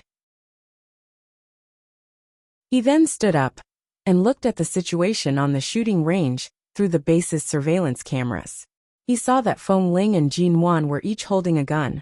Feng Ling taught Jinwan how to hold a gun, and Jinwan imitated her. Feng Ling fired a shot and hit the bullseye. Jinwan also fired a shot. Fortunately, the bullet didn't fly out, but it only hit the third ring.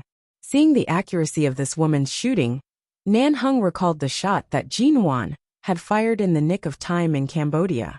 He narrowed his eyes and sneered, turning to say, "Your woman is learning how to shoot from Feng Ling.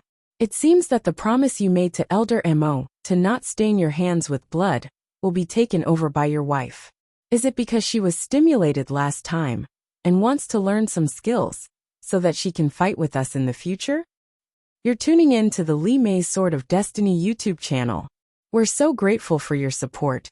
And don't forget to subscribe to join us on this incredible journey through captivating stories. Your generosity through donations truly makes a world of difference, as it's the primary source of revenue that allows me to expand and enhance this channel for you. Thank you from the bottom of my heart for being a part of this adventure.